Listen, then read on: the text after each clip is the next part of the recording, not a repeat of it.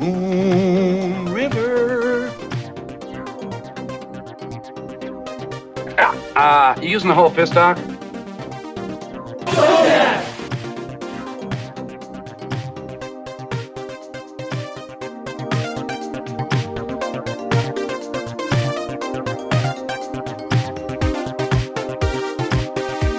What do you say we cut the chit-chat a-hole? All right. Stop right there, and I'll bring back the sun.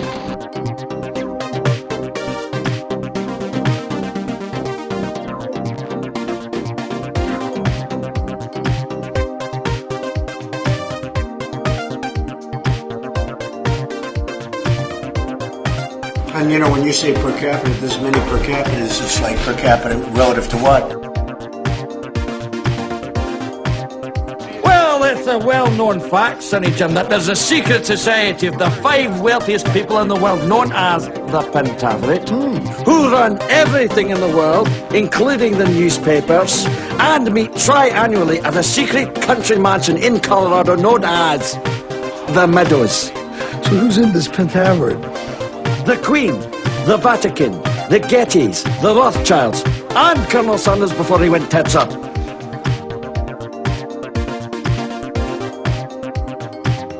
Soon we will leave this lame planet and fly through outer space with cool aliens who like us.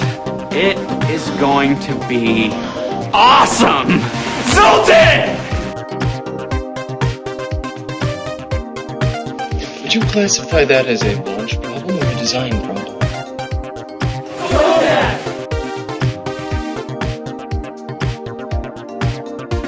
You lied to me!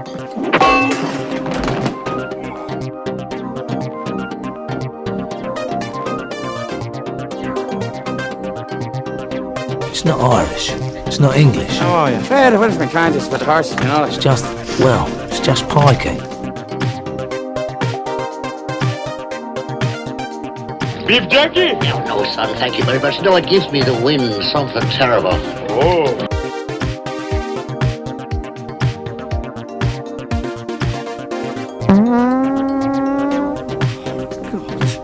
Sorry, I farted.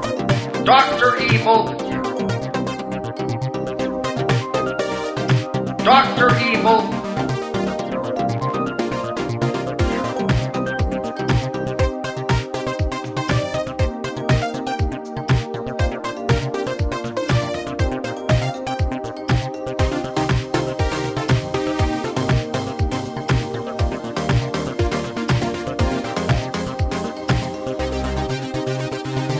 I know he can get the job, but can he do the job? I am your father, Luke. Give in to the dark side of the Force, you nap.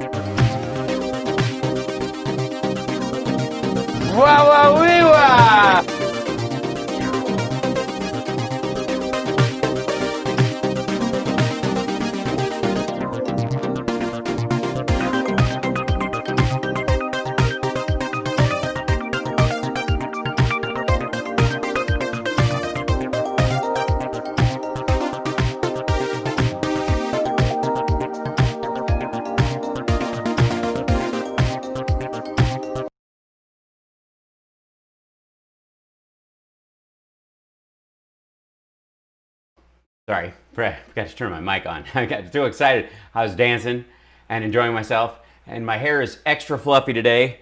I don't know how to, it's just, this is what happens when there should be audio now. It should be fine. Okay, there's always a thing. Yeah, totally pro streamer. Absolutely. Very fluffy today. Very fluffy and big. It's growing, so there's like these ladies. You will know, oftentimes, some guys might know, but certainly the ladies have experienced this, where there are just days when it just doesn't seem to be growing, and then you go to sleep one night and you're like, holy shit, my hair is like 1.5 inches longer. So, yeah, people do pay for fine haircuts like that. I know. And all it was literally like my hair was in a towel up until like 15 minutes ago. I was like, oh, God, I'm a show. It's happening. And I'm working. I'm doing this thing with our dear friend Jay Arnold called, let's see, let me find the link to it. And it's called the Oh My Daily Edit.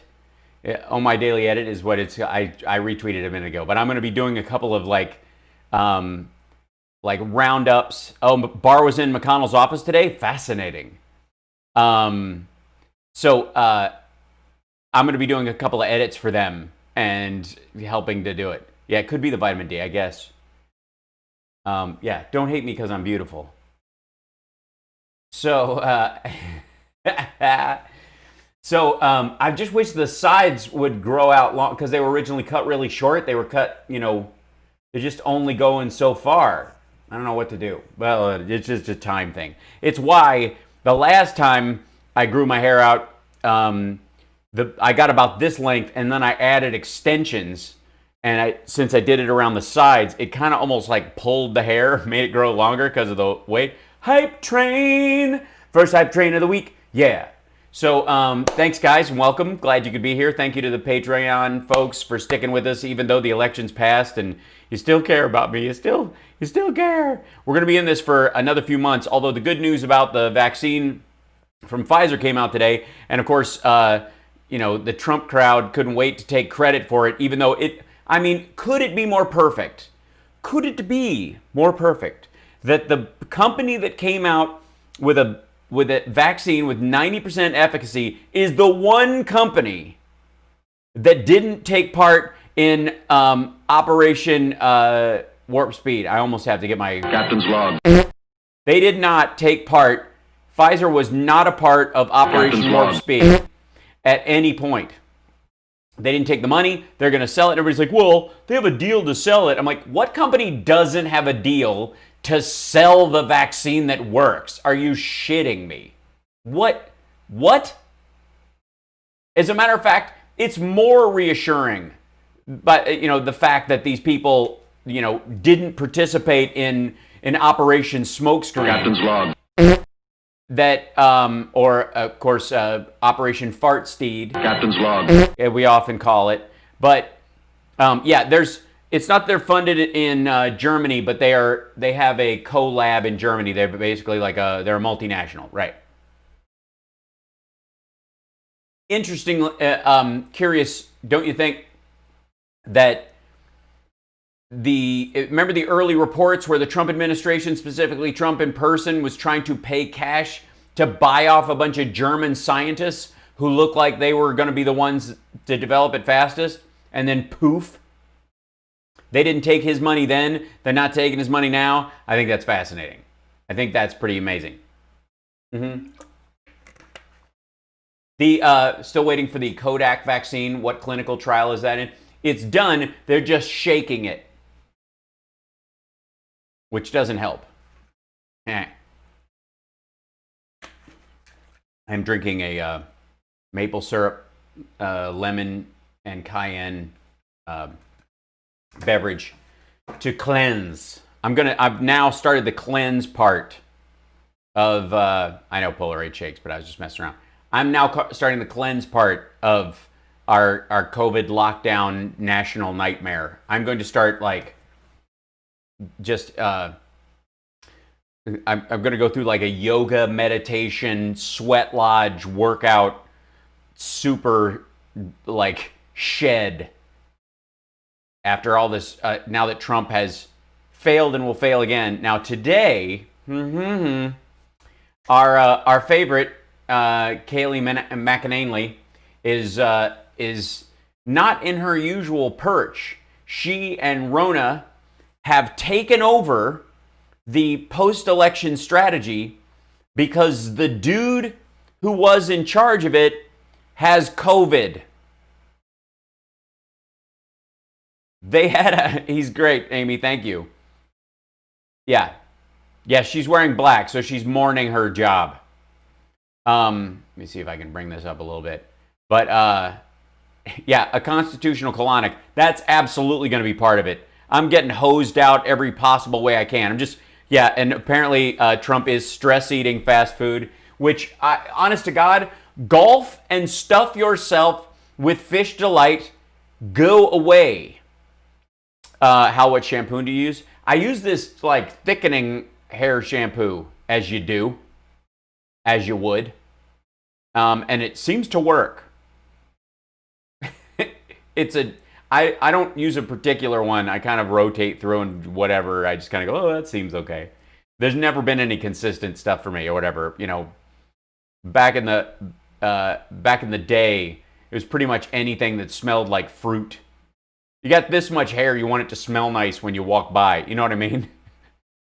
She has beautiful eyes and her hair smells like cinnamon. Biden on the FTL drive already? Yeah.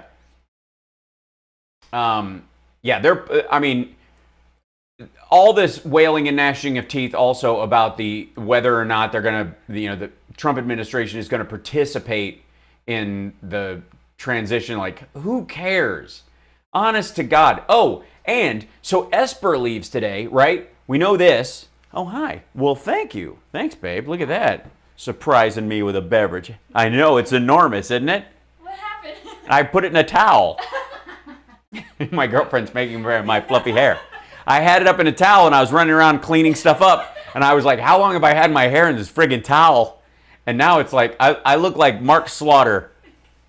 It's a good time. If I just grew this part out, I mean, up all night, sleep all day, that's right. I mean, honestly, it looks good though. Don't hair shame me, babe. Thank you. My girlfriend's not going to come in front of the camera. She just got back from the gym, so she's sweaty. But she did stay long enough to make fun of my hair. But I know that you got to fly to the angels. Mm-hmm. A little dab will do me. I actually took some like hair stuff and started to I got to mat this down a little bit, but it wouldn't go. She goes to a private gym by appointment only, and it's like super cleaned up and stuff. My gym is open, I just can't go right now. Although they went back, so I have like 2 memberships. I belong to Iron Addicts, which is my main gym, but it's fairly dirty when the universe is okay, much less now. So I don't trust it. So I haven't been there in a while. But I also belong to Planet Fitness because they're 24 hours. And once they go back to their, and I think they may have just recently, but I have to check. Once they go back to the 24-hour system, then I'll go work out at 2 o'clock in the morning when there's just nobody there. Do I do Kung Fu? Yes, I do. As a matter of fact, this is from Toronto when I was living in Toronto. So there you go. I look like Wolfman Jack. Everybody, this is Wolfman Jack. We're going to do the show right now. One of these big stars is coming down here. Okay. All right. Choo choo. Thanks, guys. So, let's see. I want to see if I could, I could possibly find that story real quick, but you guys can take my word for it. Rona Kaylee take over post-election. I saw the story about it earlier. Trump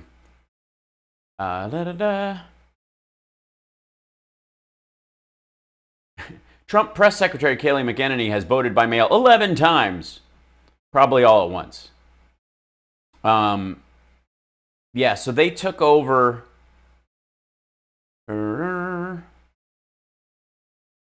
Yeah, I'll find it later. But basically, there was somebody on their camp that was in charge of their post-election strategy and any legal stuff that was kind of overseeing it, and apparently he got COVID with everybody else.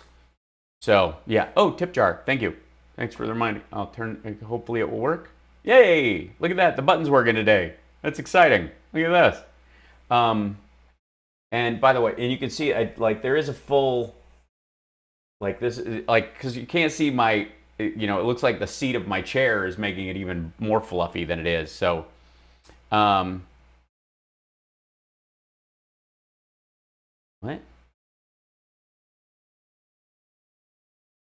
What? All right. Weird people. I do not speak Spanish. Je parle français comme une voce espagnole. And 我会说中文. Oh my God, your chatters are cracking me up today. Yeah, it's a good time. Guys, real quick before we get into this, I can't hear YouTube anyways. Oh, that's fascinating. How many of you have like breathed deeply in the last, there's no super chat on that channel because I got demonetized on the on the YouTube channel. So yeah, you just can't, sorry. So you have to kind of Venmo if you want to. If you don't, you can just wait. I think technically, oh wait, it's the 9th. Hang on. I might be able to go back, starting tomorrow, I'll check it. But tomorrow I might be able to go back to the regular YouTube channel and we can super chat again. Yay! But I feel like I could just like, I didn't notice it. You know, you don't notice some stress that you're carrying around. You just do it and get on with it, you know? And like, I honest to God, I felt like I was like, oh, right. That's amazing. I'm like, I can actually feel the depth of my lungs again, in a way. Yeah, this is the other YouTube channel that I had to create because they kicked me off the other one. I couldn't stream there. It's not important. Just the backup. So yeah, yes, Jim Carrey did kill it. That was great. I don't know where he got the whole, like, shooting thing. It's just something he made up. It's not something, you know, I think it's like, wouldn't be prudent is something that Dana Carvey made up that Bush 1 never said, you know? But yeah. But I think overall we're just kind of like, whew. Yeah, we're still trying to get to that 500 mark. We're getting close, but we ebb and flow. It's how it happens. Thank you guys so much for being Patreons for all this, and thank you to everybody who's become a year-long Patreon. You can do it all in one fell swoop without having to like sign up for month to month. You can just do it, you know, like be a year Patreon for something. And shows will be starting again in the spring. I'm looking at like a 4 to 6 month window of when real performances will start again. There will be some hits and misses and little ones, and, you know, slapdashy thingies there. But I think in all honesty, like that's the real window is spring. And when that comes, with it flows all the other benefits of you know, live shows and Patreon stuff. And also I'm going to continue with the stream in terms of my live shows so that Patreon people will be able to watch all my live shows, you know, whenever they want to, when I'm performing at a club. And I'm going to bring in my rig, and any place that's capable of streaming, I'm going to set it up to do that. So that'll be my way of kind of, you know, covering that kind of thing and adding some value to you guys as well. I'll be doing Vegas shows, don't you worry. Both band and all. Also, as soon as we absolutely can with safety, we are going to be nerd hailing across this beloved country in a big van or something. If I have to rent the Sprinter myself, it's going to happen. Yeah, all the Twitch stuff will happen too. Yeah, is your Twitch gone when Trump leaves? No. I'll be gaming. We'll be doing all kinds of fun stuff. We'll just make fun of people that, you know, where it's not life and death. Jesus. So, oh yeah, New Hampshire, Delaware, Vermont, DC, it's all happening. It's all going to happen.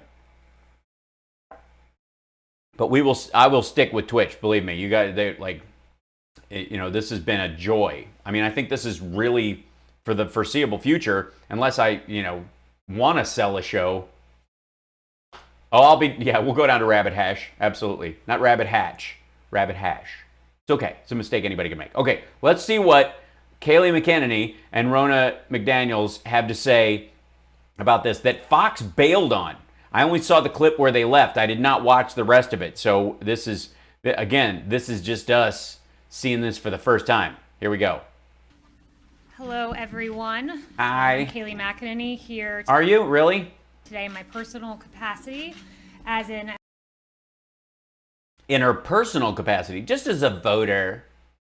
Advisor to the campaign. She's a campaign advisor now, guys. Okay, couple things. When you get your job, after the job is over, you have no job. Secondly, you are the press secretary for the president's office. You are not there in your personal role. And if you are, how friggin' lame is it that they can't dig up anybody to go out in front? Seriously. Yeah, she has to have a whole new personal binder. You can't mix business and pleasure like that. Seriously, think about this for a second. You can't find, I mean, I know Jeanine Pirro is free. You can't find anybody else to go out and cover for you? This election is not over. Yeah, it is. Yes, it so is. Far from it. We have yeah, you're back to prom eyeliner. Yeah, we are. only begun the process of obtaining an accurate, honest vote count. We are fighting for the rights of all Americans who to party want to have faith and confidence not only in this election, but in Jesus Christ, my Lord and Savior. Africa right now. Africa right now. Sorry, wrong blonde. but in the many elections to come. There is only one party in America that opposes voter ID. And that is the House Party. One party in America that opposes verifying signatures, citizenship, residency, eligibility. There is only one party in America trying to keep observers out of the count room. Friggin' libertarians. Am I right? And that party, my friends, is the Democrat Party. Excuse me. It's Democratic Party, and I'm not your friend. You don't take these positions because you want an honest election. You take these positions because the other ones hurt your lower back and leave you with abrasions on your knees and elbows. You don't oppose an audit of the vote because you want an accurate count. Nobody's opposing an audit of the vote. You're trying to interrupt the vote count to audit votes as they're being counted so that you can delay things long enough to chase a legal thing up the hill so that the Supreme Court can save you from reality. It's bullcrap. You don't oppose our efforts at sunlight and transparency. Hi, for the record, your WUMS thing, what was that? I'm coining a new hashtag, white uneducated males, WUMS. Technically, that's me, so depends on what you mean by uneducated. I didn't go to college or university. Because you have nothing to hide. I have a lot to hide. Because unlike Rudy Giuliani's guests at Four Seasons Total Landscaping, I don't wag my dick at children. Did you hear that story? Oh yeah.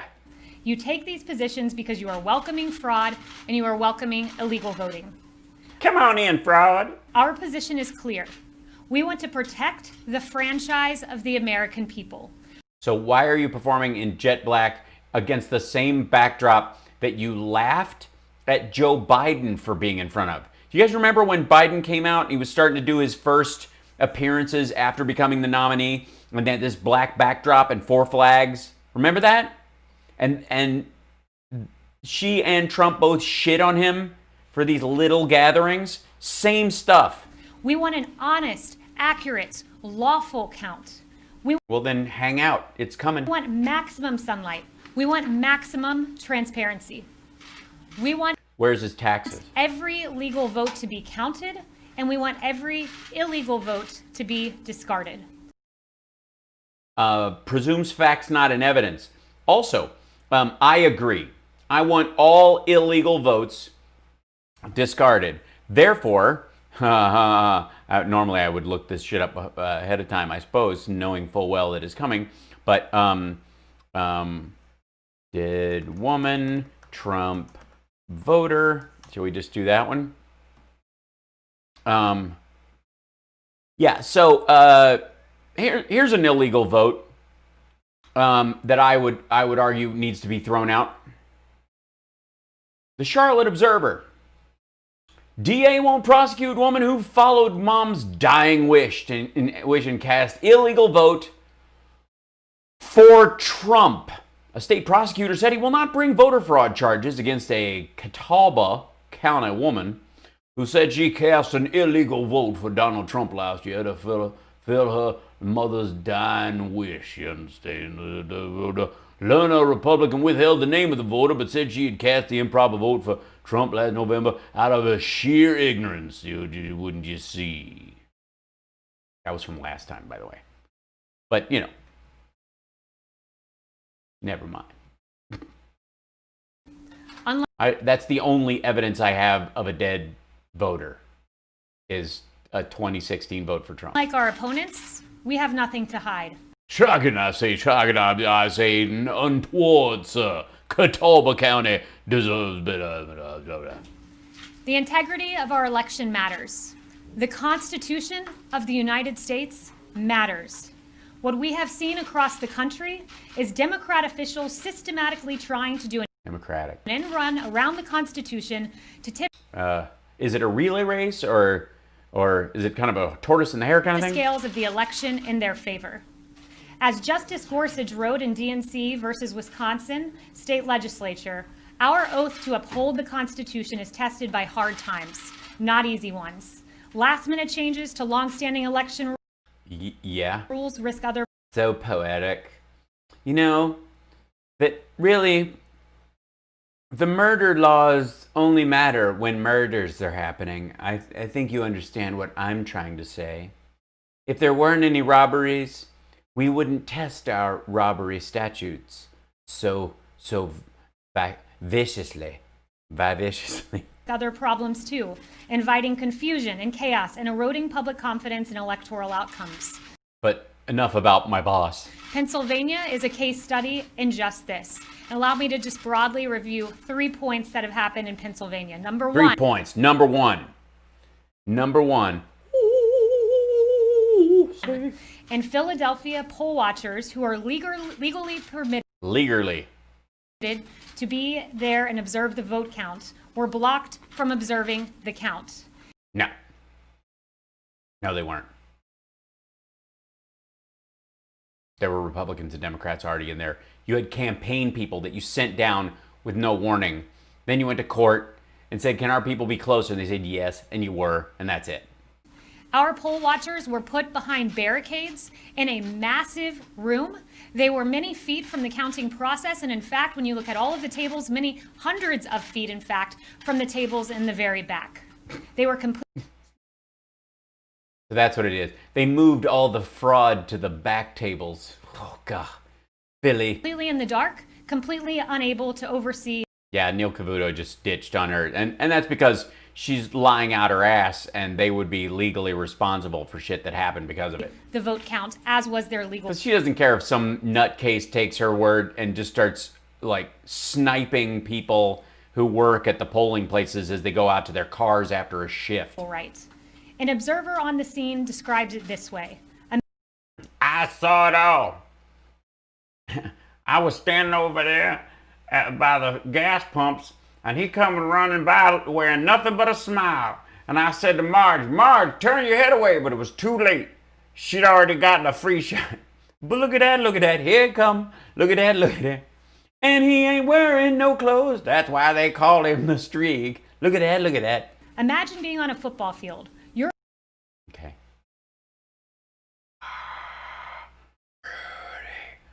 Rudy. All right, I'm done imagining being on a football team. You're on the 10-yard line and expected to make a... Okay, on the 10-yard line, expected to make... call in the end zone on the other side of the field. It is unacceptable. Oh, I'm the ref. I see. I thought I was a player. I was like... And I was kind of bored. Honestly, I wanted to be more like a cheerleader in this fantasy. I don't know how... What are the outfits like? An intermediary court ruled on the side of the campaign, on the side of transparency and allowing the poll watchers to observe the count. But what did the Democrat Pennsylvania Supreme Court do? They issued an administrative stay, effectively pushing back our poll watchers and denying them the access they deserve to sit and watch the count. And take down the addresses and phone numbers of voters. Ask yourself this. Okay, ask myself this. Okay, I'm gonna do it. You guys ready? Here it comes. What are Pennsylvania Democrats hiding? I don't know. I mean, it's cold there right now, so I'm maybe shrinkage. Why can't poll watchers simply observe the count? Second, they do. Article 1, Section 4 of the United States Constitution clearly states this: the time, place, and manner of holding elections for senators and representatives shall be prescribed in each state by the legislature thereof. That's right, the state legislature. Yeah, okay, the state legislature. And if the legislature does something that is against the state's constitution, then tough noogies, okay? Is constitutionally. If the courts, look, the courts are there simply to tee up anything the Republicans want to do, not the Democrat Party. Okay. The one making the decision. But the Supreme Court of the Commonwealth of Pennsylvania, Kathy Bookhal, and the Democrat-tilted Pennsylvania Supreme Court have continually disregarded the Constitution, making decisions clearly in the domain of the Pennsylvania legislature. No. And if the Pennsylvania legislature wants to do accommodating bills to deal with stuff that's going on during a pandemic, they should do that. In fact, maybe there's a reason the Secretary of State, Bookhal, keeps substituting her will for that of the legislature in a completely unconstitutional fashion. Perhaps it's because she has motive. In fact, she has shown her partisan hatreds tweeting this. Tweets. So, from this point on, according to Kayleigh McEnany, anything someone tweets is indicative of their bias, and therefore they cannot be trusted to faithfully execute their office. Just putting that pin in there. Using the title, quote, president before the word, quote, Trump really just means the office of the presidency. We see where her motives stand. Really dismeans the what? Tweeting this. Using the title, quote, president before the word, quote, Trump really just means the office of the presidency. Demeans.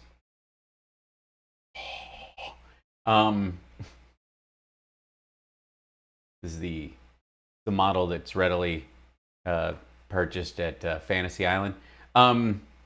Demeans, not dismeans. Damn. But I mean, I shouldn't really criticize her too much. I mean, it's not like she's a spokesperson. We see where her motives stand. Mm-hmm. Obviously, using words like dismeans. And finally, a mere survey of the facts shows that voters in blue counties like Philadelphia County were given certain privileges that voters in red counties were not afforded. What do you mean? Shit's close by? The Constitution's Equal Protection Clause requires uniform standards, but Democrat election officials created thanks, Audio Girl Jen. Thank you. Disparities depending on where citizens lived and where they voted in the state. Some counties set up satellite offices for backdoor early voting, whereas... Woo! My goodness. Backdoor early voting? I'm not gonna lie, that sounds ever so slightly painful. Moon River. Backdoor voting. Whew. Thank you, Doc. You ever serve time? Excuse me, how does one backdoor vote? Drop your shorts and bend over, Mr. Babar. I see. Whereas other counties did not. Some counties allowed pre-canvassing, where other counties did. Pre-canvassing.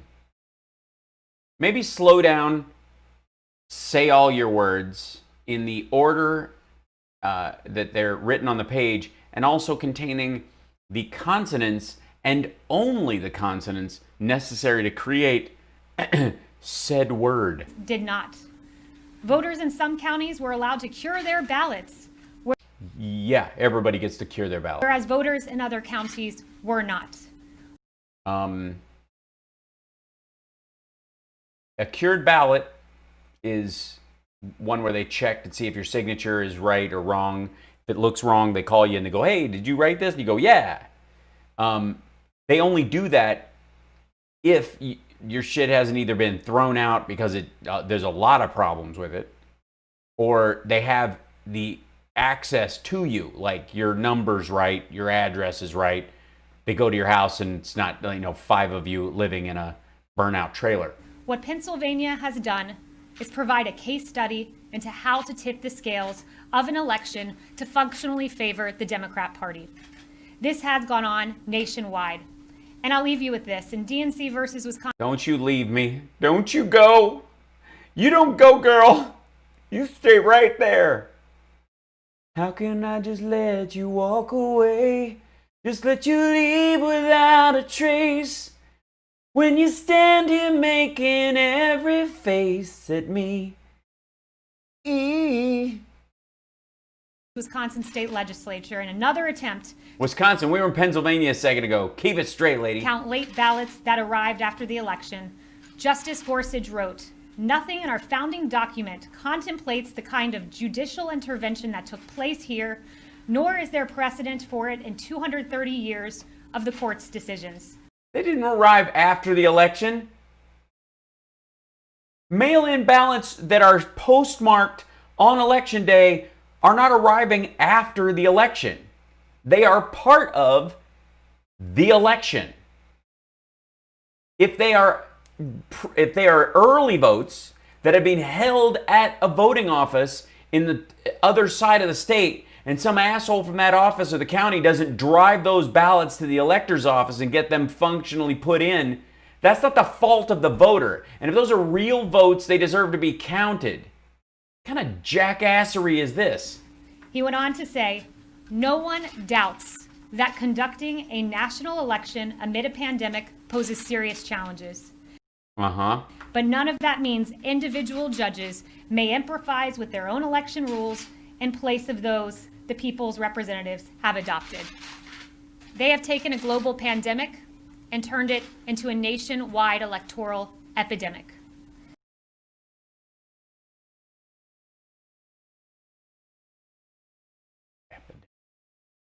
There's an epidemic of votes? I'm really working on this analogy. Give me a second.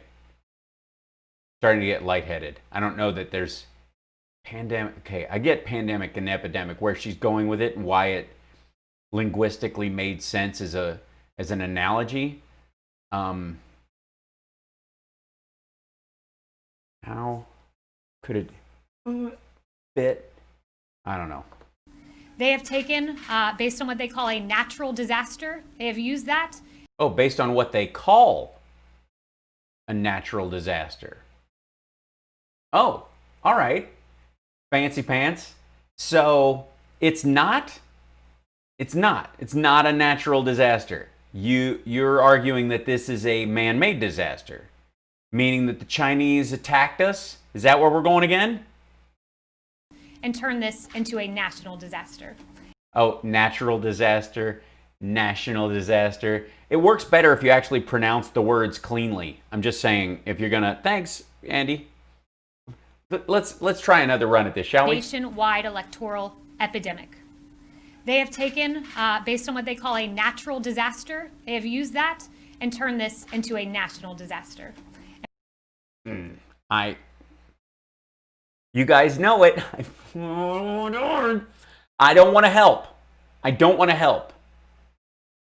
But how do you fuck up? First of all, you don't do 2 of those in a row. You take a worldwide pandemic and turn it into a voting epidemic. You don't take a natural disaster and turn it into a national disaster. Like, how do you not? First, don't do 2 of those in a row. Split them up. You do one earlier when you're talking about the, oh, God damn it, I don't want to help. I don't want to help. I can't. And And with that, guys, come on. Her eyelashes are casting a huge shadow. Calm down. Those are real. And not at all something you would purchase at a store catering to strippers. Not at all. I mean, there's a whole aisle dedicated to those at CVS. They're not outside the norm that much or whatever. And, if you're wearing, it's not her fault. She's going straight from this to an audition for Charmed the Musical to play the mean girl. with that, I'll turn it over to Matt Morgan, General Counsel for the campaign. Matt Morgan. Oh, I was wrong. Honestly, with a name like Matt Morgan, I was expecting someone a little more, how do we put it? A little more Scott Atlas. You know what I mean? Thank you, Kaylee. Uh-oh. Sorry. As Kaylee stated, the election is not over. Yeah, it is. First of all, asshole, we know that the election isn't technically over until they certify the results. Nobody doesn't know this. Every election we have, including 2000, where they were fighting about it right up to the day of certification, which is why they used that as the deadline to cut off the recount. We knew that networks call shit. That's not official until the official count comes. But there is no situation where he comes back from this. It's just dumb. And the more you look, the more Biden votes you're going to find. Tabulation and canvassing continues across the United States. And canvassing? Are you trying to get people to vote after the election? Today in the United States District Court for the Middle District of Pennsylvania, Donald J. Trump for president and 2 representative voters filed suit against the Secretary of State in select counties. Ouch, in select counties. Alleging 2 things. Number one, a violation of equal access based on a lack of meaningful observation and transparency, particularly in Democrat-controlled counties. Yeah, you mean the counties that go Democratic and who are going to go for Biden every time? And secondly, a violation of equal protection based on disparate treatment between Republican voters and Democrat voters. But what does this mean in layman's terms? What does it mean in layman's terms? Hit me, Matt Major, whatever your name is. Mean for all of you? What this means is if you are a Democrat in Philadelphia, you are allowed to work outside the bounds of the restrictions on fixing defective ballots, sometimes referred to as curing. But if you're in Republican counties in the state of Pennsylvania, you are not allowed to do that because they're strictly following the text of the statute in Pennsylvania. Secondly, so basically, due to the fact that there were a large number of mail-in ballots, the Philadelphia, the lieutenant governor and everybody allowed everybody who wants to go the extra mile to cure ballots because a lot of people were voting by mail for the first time. But the red counties who don't want people to vote, who have always denied voting, and who definitely don't want Democrats to vote, followed the law as narrowly as they possibly could so they could deny as many votes as possible. The vast majority of mail-in votes came in for Democrats. So of course red counties aren't going to go the extra mile to cure friggin' ballots. Are you nuts? Secondly, if you are a Republican in the city of Philadelphia, for example, you are not allowed meaningful access to the observation of the vote tabulation process. If you are a Democrat in a Republican-leaning county in the state of Pennsylvania, you were allowed that access to meaningfully view the ballots as they're being counted. Meaningfully view? Poetically? Gloriously? It wasn't meaningful. It was a one-night stand in terms of vote viewing.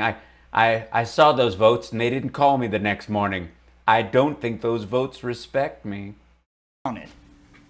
There are, in Philadelphia and Allegheny counties, there were over 682,000 ballots that were tabulated outside the view of our observers who are entitled by law to review those ballots. No, you aren't. There are reviewers there. You can watch the process for overt shenanigans of somebody rolling in a pallet of votes from nowhere, which doesn't happen. And we believe that a meaningful review of those ballots could... Nobody gives a shit what you think a meaningful review is. The law is very clear. ...discern that there were ballots that were illegally counted. Illegally counted. Our relief that we're seeking at this point... Is his voice getting smaller, tighter, and more gerbil-like as we watch, or is it just me? ...is to enjoin the Secretary of State from hurrying to certify the results before they were completely tabulated or canvassed so that we can obtain that meaningful review and discern within those 600... Yeah, do me a favor, dude. In person, you, Kaylee, Rona, just knock on doors in Philly and ask people if they voted the way they did. Just go door to door. Excuse me, is this the home of LaQuanda and Leroy Jenkins? Because it says here you voted for Joe Biden, and we wanted to check. Yes, I'm sorry. You know what? We'll go next door. Thank you very much. Yes. No, I'm not from the Donald J. Trump campaign. No, I don't know where you got that idea. I have no idea. No, thank you. Thanks very much. Thank you. We're going to need to find a washroom before we go to the next house. 682,000 ballots at least, and there may be more throughout the state. Whether or not there was Wait, how many? 682,000 canvass so that we can obtain that meaningful review and discern within those 682,000 ballots at least, and there may be more throughout the state, whether or not there was disparate treatment for Republican voters and Democrat voters in the states, and whether Democrat voters were disproportionately allowed to cure or fix their ballots in some locations in the state and not others. Yes. So I think a lawsuit against all the red counties in Pennsylvania to expand meaningfully the ability for people to cure ballots when they're voting by mail for the first time in a pandemic is an equal and more to the spirit of the lawsuit than this bullshit. You're trying to throw out Pennsylvania black voters. Let's be honest. That's what he's talking about. Black people who've never voted by mail before, who mainly vote in person, but know that black people and Hispanic people are more apt to be killed by COVID than any other group, might be a little more concerned about going in person and voting. So what this asshole wants to do is kick out all the votes of black people in the rest of the states. And they're going to go Democrat and Republican voters in other counties. Well, in the other counties they're talking about, they're white. That's it.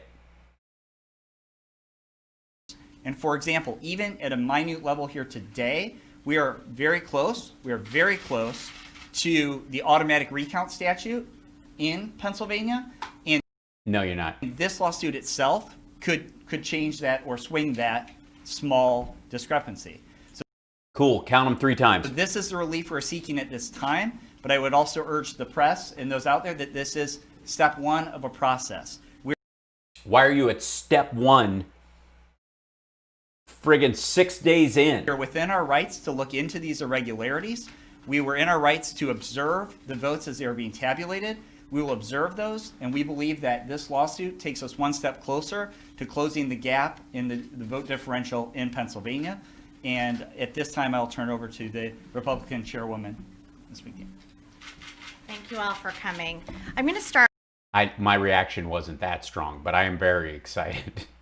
It's the flags. It just does it for me. With some of the irregularities we've seen in the state of Michigan specifically, and then I'll go a little bit broader. Great, please do. But Michigan is my home state, and in the county, Wayne County, Republican poll watchers were denied their legal right to monitor the election and purposely kept in the dark. No, they weren't. They're campaign people. You sent campaign people down. They told them to go pound sand. You got to file beforehand. There were Republicans in the room. Both literally and figuratively, poll watchers, look out. Hey, baby, how much? Election workers blocked windows and poll walkers padlocked doors. Obviously, that's not going to instill confidence. There are. Yeah, it is, because they think they're in danger because Michigan assholes who are friends of yours were going to kidnap the goddamn governor and are now showing up with long guns and taking down people's license plates. Of course they put shit up over the windows. There are thousands of reports of poll watchers being intimidated and unable to do their job. And as of 4 p.m. this afternoon, 131 Your poll watchers had guns. affidavits have been completed just in Michigan, with over 2,800 incident reports that have been submitted to us since Election Day. Just saying some of those incident reports might not be legit. 2 new lawsuits were filed today by people who were working in Detroit, and a whistleblower who has gotten their information. We have gotten their information to the Eastern District Court of Michigan. As you guys can understand, with 2,800 incident reports, this is a lot to track down. No, it isn't. No, it isn't. If you have 5 solid pieces of evidence, that would do it for you. 2,800 bullshit phone calls because you have that many supporters in the goddamn state? Why don't you just go by, like, bomb threats at this point? It means we're interviewing these people, we're getting their statements, and we're turning them into affidavits. But that takes a lot of time and effort. And as Matt has And money, which is really what this is about. mentioned, there's a canvass process and a certification for a reason. But I will just tell you the distress that I'm hearing in my state from people who were at TCF and the way they were treated is deeply alarming. I hope you go and look at this. I hope you look. Why? Why? Vet your own shit. Why should they have to, honest to God? And by the way, these are the people who want you to believe that none of the people accusing Donald Trump are credible. Women who've come forward, made cases, sued in court. They're obviously lying. But these 2,800 people, randos, that with no evidence, you need to do your homework. You understand? You look at these affidavits, and I hope you hear from the people that were there who feel like they were denied transparency. And They feel like, guys, they feel like they were denied transparency. They weren't, but they feel like they were. And aren't laws really about feelings? When did the snowflake thing flip completely? And saw wrongdoing in Detroit. We should all be alarmed by this, no matter where you are on the political spectrum. I'm very alarmed by a series of things. In addition to that, we've heard hundreds of instances of election workers who were verbally accosted. They verbally accosted our poll watchers and refusals to let them challenge questionable ballots. Election workers were wearing Biden t-shirts and applauding when our poll watchers were kicked out. Imagine, guys, they were thrown out, okay? Volunteering and going and spending your night because you care so much about the integrity of the election. That's why they're there, that you cared enough to bring a gun where votes are being counted. And when you're asked to leave by someone who's wearing a t-shirt that may or may not actually have said Biden on it, and then to be kicked out and to be cheered as you are leaving. This does not instill confidence in our democracy. And these are good people. I know most of these people. Yeah, of course you do. They're Republican operatives. You know most of these people.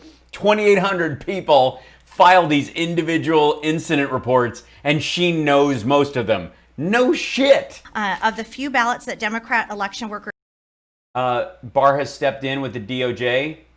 Good times. did allow us to challenge. Our observers say those ballots were then moved back into the regular pile after our poll watchers were intimidated and pushed from the process. There is a canvass for a reason. There is a certification process for a reason. And unlike Election Day, we need these processes to be transparent. Already in Detroit, we are hearing incidents, and we will have affidavits to this effect of people not being able to meaningfully canvass and discrepancies that we're seeing in Detroit specifically. So just after a week after the polls closed, Democrats and the media want to ignore these clear irregularities and rush to call states as one and end the certification and canvass process. We're hearing we need to unite, we need to come together. Well, for the thousands of people who spent time and hours going out to be part of this process, who feel disenfranchised, who don't feel like there was transparency, we can't do that unless we search out all these irregularities. Even one. Yeah, but wait. I don't give a shit what your actual poll workers, like, do you give a shit what, like, canvassers on the Democratic side went through when they lost under Hillary? Man, emotional clarity and closure is not anybody's responsibility. Jesus. One instance, even one instance of voter fraud should be too many for all of us. Yeah, exactly. So the one instance we've seen is a woman voting on behalf of her dead mother for Trump. It's one too many. I mean, why doesn't he just step down? We intend to ensure that every lawful voter has their vote counted in accordance with the law, that observers are granted the access they are due under state law, and that any irregularities that have occurred, whether by malicious intent or incompetence, are investigated to the fullest extent allowed under the law. We will not give up on this process until every last issue has been uncovered. The RNC has deployed legal teams in multiple states to investigate clear irregularities with voting. Cool. Spend that money. Spend that money. Knock on doors. All the money you guys spend chasing this shit down all over the country is money you don't have for Georgia. I'm for it. Counting and tabulation, and we will work with state and local authorities to ensure that a legal count is conducted in accordance to each state's laws and that every vote is counted. If the shoe were on the other foot, if it were this close the other way, if President Trump was in the lead in all these states, and the media would be screaming, this isn't over, the race isn't over, we need more time to count and make sure it's right. But because it's Biden and a very slight lead. What are you talking about? There was a smaller lead last time, and everybody just dealt with it the next day. Everybody was bummed out as shit. Everybody was like, people were weeping, but they weren't trying to shut the whole thing down. And it isn't. And it's going to be 7 million votes by the time they're done nationwide. She's full of shit. Lead. The media demands the race is over, and there's nothing to see here. The American people need to have confidence in their elections. There are over 150 Americans who voted in this election, and they deserve to know. There's over 150 Americans? Where'd the rest of the votes come from? Guatemala? There are over 150 Americans who voted in this election, and there are over 150 Americans who voted in this election, and they deserve to know that their votes were counted. Well, maybe only 150? Shit. Like, we could probably call them all in person. Accurately. Right now, and I can say this as I'm hearing calls and hearing from people across the country, they do not have confidence that happened. So I am asking the media, interview these people, talk to This is the head of the RNC, RBA girl. These people. Do not just dismiss. For those of you just arriving, yes, my hair is fluffier than usual. I had it up in a towel. It got poofy. These allegations out of hand, these irregularities. Go research it. Because this is a problem when people are not being able to transparently watch the election counting, which they are legally allowed to do. There's a live stream. It creates division in our country. No, it doesn't. You do. You're doing that. This is you doing this. The division is caused by you. Republican and Democrat should be allowed to observe this process, but in this case, it's Republicans that we're not allowed to. We will continue to fight. President Trump. That's a lie. Trump will continue to fight for us, and we'll continue to fight for him. Please go to visit.gop. Please visit gop.com to donate, and if you see signs of voter irregularity, go to 888-503-3526. May or may not have called the number. Thank you. We'll take a few questions. Yep. Oh, questions. This is good. Sounds like, do you know that fraudulent votes were actually cast, or are you simply saying we don't know because we couldn't see it? Look, what we are asking for here is patience. Rana just mentioned to you the more than, I believe it was 130 affidavits in Michigan alone. We're aware of all the reports of thousands of votes in Nevada that were cast by those who are not eligible. We're hearing these reports. We're seeing them come in. We are vetting them. We are getting affidavits. So right now we would point you to all of that. That information is publicly available. But what we're asking for right now Yeah, we've seen it. Now is patience as we explore these equal protection claims, among others. Can I add that? Can I just 1 second? Let me just add a couple things in this recent Super good. lawsuit. One, we do have a whistleblower, which I discussed. A whistleblower. What kind of whistle are they blowing? Earlier this What would Donald J. Trump say about whistleblowers? week, who was in Detroit as an election worker, not as a Republican poll watcher, who under affidavit says that they were told to backdate ballots, that their supervisor came and they were there on November 4th. Ballots that came in with no date, they were told by the supervisor, backdate the ballots to November 2nd or November 3rd so they will count. So that has been submitted. Yeah, that's because they came in from a polling place that should have dated them. To the east. Those people voted on the day. A good portion of those votes, by the way, are for Trump. So toss those fuckers out. Knock yourself out. Roll up on all of those. Please throw all of those that were post-dated out. Throw them out. Because they were in-person voters, and the majority of those will be Trump voters, and you watch his gap grow. Eastern to the U.S. Attorney in the Eastern District of Michigan. That is via affidavit. If you look at the recent lawsuit, and Mike Reed can get you the information on this lawsuit, let me just share. An election employee with the City of Detroit working at a polling location for 3 weeks prior to the election.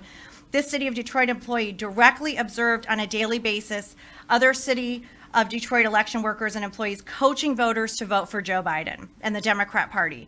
This employee witnessed these workers Coaching.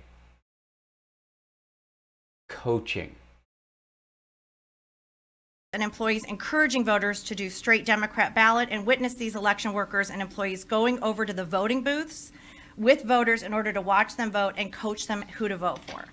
During the last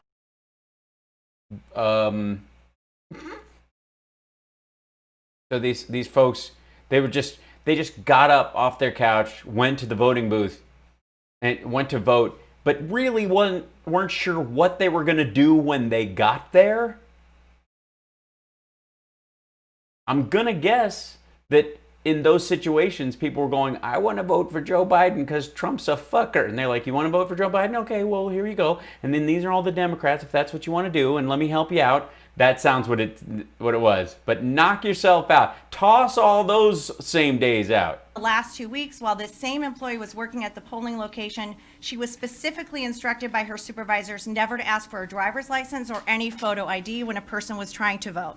And as absentee ballots that Yeah, I don't think they have voter ID in Michigan, do they? existed were all absentee ballots that existed were required to be input into the QVF system by 9 p.m. on November 3rd, 2020. This was required to be done in order to have a final list of absentee voters who returned their ballots prior to 8 p.m. on November 3rd, 2020. In order to have enough time to process the absentee ballots, all polling locations were instructed to collect the absentee ballots from the drop box once every hour on November 3rd. On November 4th, 2020, a City of Detroit election worker was instructed to improperly predate the absentee ballots received date and that were not in the QVF. She was because they weren't in the system already. You asshole. You're trying to exclude people from voting in the black areas. It's the same shit they're doing in Pennsylvania. You get an overwhelmed system that you intentionally allow to be overwhelmed, and then you flush their ballots because they're backed up. Get the fuck out of here. She was told to alter the information in the QVF to falsely show that the absentee ballots had been received in time to be valid. They were. The election employee also observed a large number of people who came into the satellite location to vote in person, but they had already applied for an absentee ballot. These people were allowed to vote in person and were not required to return the mailed absentee ballot or sign an It voids out. affidavit. Good. There are no doubled votes. Anytime they certify the vote, those automatically get thrown out. That the voter lost the mailed ballot. Listen, here's the thing. Why aren't you worried about these irregularities? But no, this is a separate question. But it's a Okay, listen. It's not important that what I just said is a steaming pile of hot garbage. What's important is irregularities. separate question, which is, If you are finding these irregularities, if you have an election worker being told to backdate ballots, that's a problem. We're going to pursue all of this. Is it going to be enough? No, it's going to take time. Is it going to No. There she goes. She just answered her own goddamn question. Here you go, folks. You want to wrap this shit up in a heartbeat? Check this out. That's a problem. We're going to pursue all of this. Is it going to be enough? No, it's going to take time. No. Is it going to be enough? We don't know. Is it going to No. take time? Yes, it's going to take time. But what we are seeing is deeply alarming. In 2016, they lost 70,000 ballots from Wayne County. In 2016, they were damn sure that wasn't going to happen again. Exactly. Along with the software situation we had in Antrim County, which we need to get to the bottom of as well. Now we have a You are at the bottom. whistleblower, and now we have 131 affidavits talking about irregularities and problems that were happening in Detroit. That's 2,800 people in Michigan who work for the RNC, and 131 of these people are writing you affidavits for stuff. I'm going to call bullshit. It's Michigan. And it all seems to be about kicking black people off the voter rolls. They're both fairly pissed that reporters are even bothering to ask them, why don't they back down like when Trump says stuff? You can look at this lawsuit. Mike, can you get them the lawsuit? We'll get that out to you. I don't know if that person's name, it may be a whistleblower, so they may be provided protections. Do you have any evidence that you can show us today that shows that illegal votes were cast? Well, I think I just went through that with you, with somebody No, you didn't. She's getting awful shiny real quick. backdating ballots. That's called illegal. If you are changing the date on a ballot, an election worker, a whistleblower, well, how would I have, we have to subpoena that and we'll have to get that information, but that's going to be an investigation process. But somebody was told, you need to backdate ballots The Alex Zidane video, what's that one? Let me know. to make them legal, ballots that were illegal under the law. How is there this big conspiracy theory against, or conspiracy against, how is there this big conspiracy against red counties and Republican voters with the GOP picked up House seats? How are some Republicans, okay? I don't think it can, listen, how is it a conspiracy when a whistleblower from the city of Detroit is saying, I was told by my supervisors to lie and backdate ballots? This is somebody protected under the law. There's no conspiracy there. Matt, if you want to get forward. Excuse me. I just put it on the Well, I can answer at least regarding the lawsuit today in Pennsylvania. Very exciting. The question is about the Republican Party picking up seats. No, but I'm saying, you're saying, you're talking about how the disparate treatment. So, for example, in the city of Philadelphia, let's just jump back and forth from Pennsylvania to Michigan and just act like all the ballots suck. You do not provide an inner this is nuts. secrecy envelope with your ballot as you return it. That is not supposed to count. But what we know is happening in Philadelphia. Naked mole rat. Somehow, the city of Philadelphia knew which ballots had inner secrecy envelopes and did not. And we're telling voters ahead of time, hey, you may not have included your inner secrecy envelope. You need to get in here and vote a provisional ballot and get that fixed. But that was only happening in Philadelphia, but that was not happening in the rest of the state because the state law discourages that. So as Democrats were discourages that. Okay, not a lawsuit. It can discourage something, but it's not illegal. Gotcha. Kiss my ass. Disproportionately voting by mail, they were disproportionately picking up those added votes in the city of Philadelphia. Let me say one final thing. There were Let me say one thing, and then we'll get the shit out of here. 682,479 ballots counted in Philadelphia, in Is she auditioning for Rent? Allegheny County, that there were no poll watchers allowed to watch. It's the job of the media. Yes, there were. No. There were poll watchers at those things. They just weren't your people. To ask the question why, because all we are asking. Is her bridge? Does she have her nose pierced right here, or is that just a reflection? You know what I'm talking about? Where people get a nose piercing right here. Is that weird? Asking for is truth, or did she just put a dot there, or is that, I don't know, transparency and sunlight here. That is all we are asking for, and sadly we are asking the questions many of you should. Oh God, oh my God, you guys, I'm leaving. Isn't the president just being a sore loser here? Should the president not just accept the results of the election? Isn't you? Oh, it's a USB port for updating her firmware. Isn't the president just being amazingly full of shit? Oh well, thanks for endangering all of our lives in a tiny little room. Look at this little thing. Where the hell are they? Can they not use the White House rooms for campaign stuff because Rona is there? They have to use another room. Is that what it is?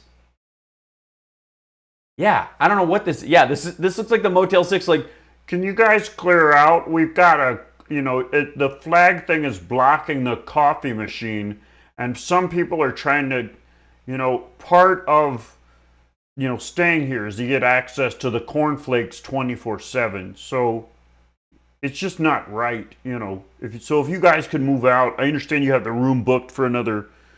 Well, you're supposed to be out 5 minutes ago, and we do have a grace period, but a lot of people are looking to do breakfast.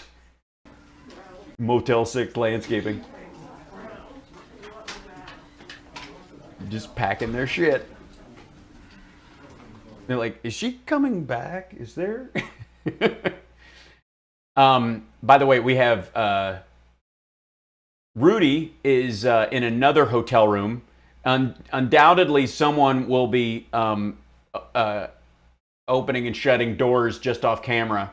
Yeah, Rudy is in one of the booths at Fantasy Island Video and Dildos. In several states, Mr. Giuliani, thanks for being with us.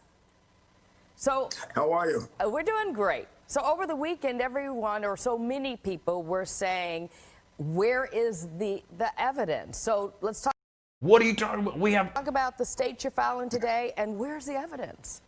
Well, sure. First, if people would cover me, they would have the evidence. We did a press conference on Saturday that no one covered, local stations did, in which we revealed 4 witnesses in place of 50. There are 50 others. Yeah, one of whom is a convicted sex offender who runs for office in New Jersey all the time, and was the first person that Rudy Giuliani brought up during his 4 seasons total landscaping debacle. That would be this thing right here.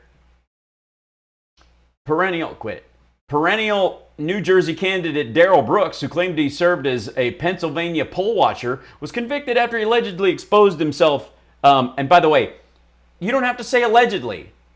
Was convicted of, after he allegedly, you don't have to put that shit in there.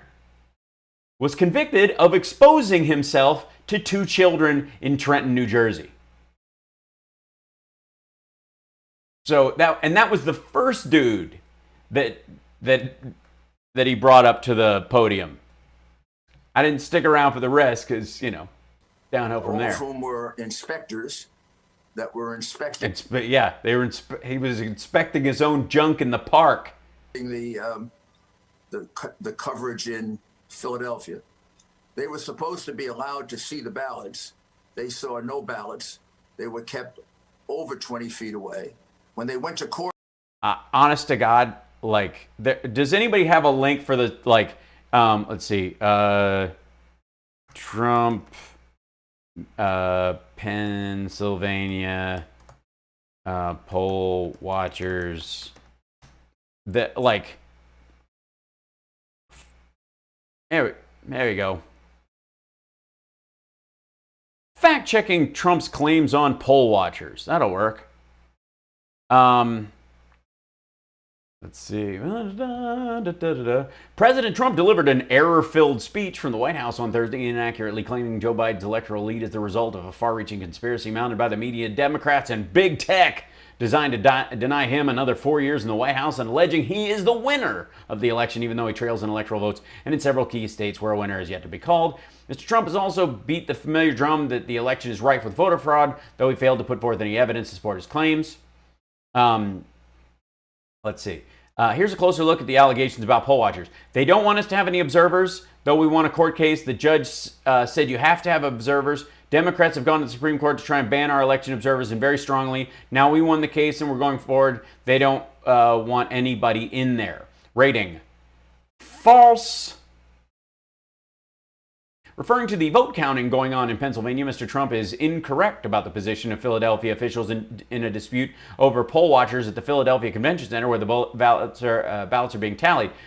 At issue in the dispute is how far poll watchers are from the tables where the officials are working, not whether observers are allowed. The Trump campaign argued observers were too far away, and a judge on the Pennsylvania Commonwealth Court ruled Thursday that they must be allowed within 6 feet of all ballot canvassing. Philadelphia officials appealed the order to the state Supreme Court, warning the lower court's ruling was wrong and jeopardized both the safety of the city's defendants' canvass, plus the privacy of workers, which is exactly what everybody was worried about, that they're basically going to intimidate the workers themselves. Mr. Trump's own lawyers admitted here that there are representatives from the campaign in the convention center where the ballots are being processed. During a hearing in a separate case in federal court, Jerome Marcus, a lawyer for the campaign, told Judge Paul Diamond, "There's a non-zero number of people in the room." To which the judge replied, "So what's your problem?" Layman Philadelphia observers have been kept far away, so far that people are using binoculars to try and see, and there's been a tremendous problems caused. They put paper on all the windows so you can't see it. Somewhat true. The Philadelphia Inquirer did photograph an unidentified poll watcher using binoculars while workers can be seen in the background counting ballots inside the Pennsylvania Convention Center, but it's unclear how far away the observer was from the vote counters, and the photo is dated on Election Day. Secondly, just because he's using binoculars doesn't mean you have to use binoculars. If you're posing for a picture of you using binoculars to prove later you had to use binoculars when you didn't need binoculars, you're an asshole. Okay, 2 days later, on Thursday, a state court judge ordered the poll watchers must be allowed within 6 feet of all ballot canvassing. Claim. Poll workers in Michigan were duplicating ballots, but when our observers attempted to challenge the activity, those poll workers jumped in front of the volunteers to block their view so they couldn't see what they were doing, and it became a little bit dangerous. False. Trump did not present any evidence that was going on. Hold on. Whoops. Get out of here. Let's see. I'm going to roll through. One major hub for counting ballots in Detroit covered up the windows again with large pieces of cardboard, and so they wanted to protect and block the counting area. They didn't want anybody seeing the counting, even though these observers who are illegal observers, were supposed to be there. Mostly false. Mr. Trump appears to be making reference to the TCF Center in Detroit, where chaos erupted earlier this week when election challengers yelled for counting by the 134 absentee voter counting boards to be halted because they were stopped from entering the counting space. But the issue was the number of election challengers allowed in the TCF Center. State allows one challenger per party to serve in a counting board, and when Democratic and Republican election challengers were stopped from entering the TCF Center, it was because the number of challengers exceeded the maximum allowed by law. Again, they already had people signed up in there to do this shit, and the Trump administration and the campaign, rather, was trying to get more people in there than there were Democrats. The count on the book was 250 Democrats and 225 Republican, plus or minus 1 or 2, they said. Was not allowing more challengers because it's gone over the 134 challenger limit for each party. Garcia had also had some glass was papered over because poll workers were being filmed. The worker said, he said, "We're upset. They felt intimidated. I was concerned that people might have a lens strong enough to actually see the ballots, which you're not allowed to do. You don't want people videotaping, and then you could videotape what the actual ballots say, which is illegal." Garcia added that though paper was put on the windows, that does not mean the counting was being conducted in secret. There are hundreds of people in this room, thousands maybe, who can witness what they're doing at the tables. Yeah, this is such jackassery. The court and the judge required they be put closer. The sheriff refused to put them closer and even threatened to arrest them. This will be documented in a lawsuit that will be filed today. That lawsuit now has over 70 witnesses, as well as videotape, that will prove that 350,000 ballots in Philadelphia have to be discarded. They can't be counted because they are under the law of Pennsylvania, which is set by the state legislature. They're illegal ballots. They were observed by no one. The envelope that would tell you that they're valid ballots has been cast aside.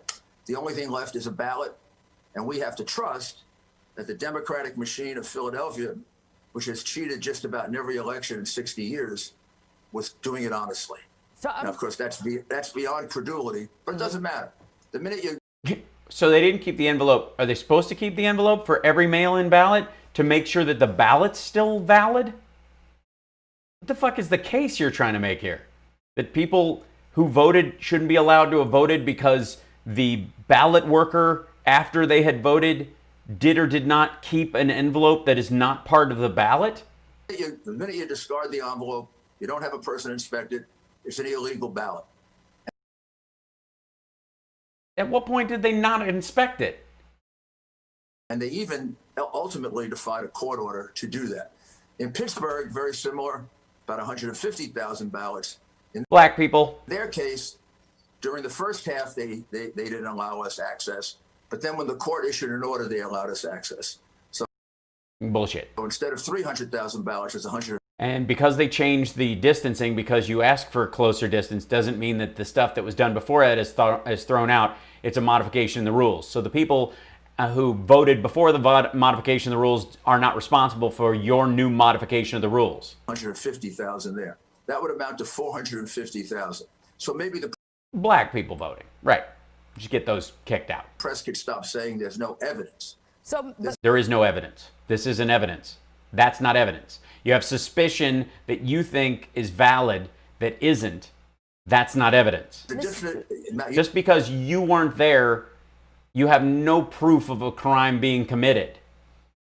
Call those people. Call all 350,000 or 140,000 of those people and ask them if they wanted their vote to count. You may not believe the evidence, right? But you don't get to decide that. The judge does. So there is evidence. No, there isn't. Of voter fraud. No, there isn't. Pays fraud on for the the part lawsuits of the Democrat Party. Right now, Mr. Fraud on the Giuliani. part of the Democrat Party of Pennsylvania. There also are about 30 cases of backdated ballots. There are witnesses. That means 30 backdated ballots. evidence.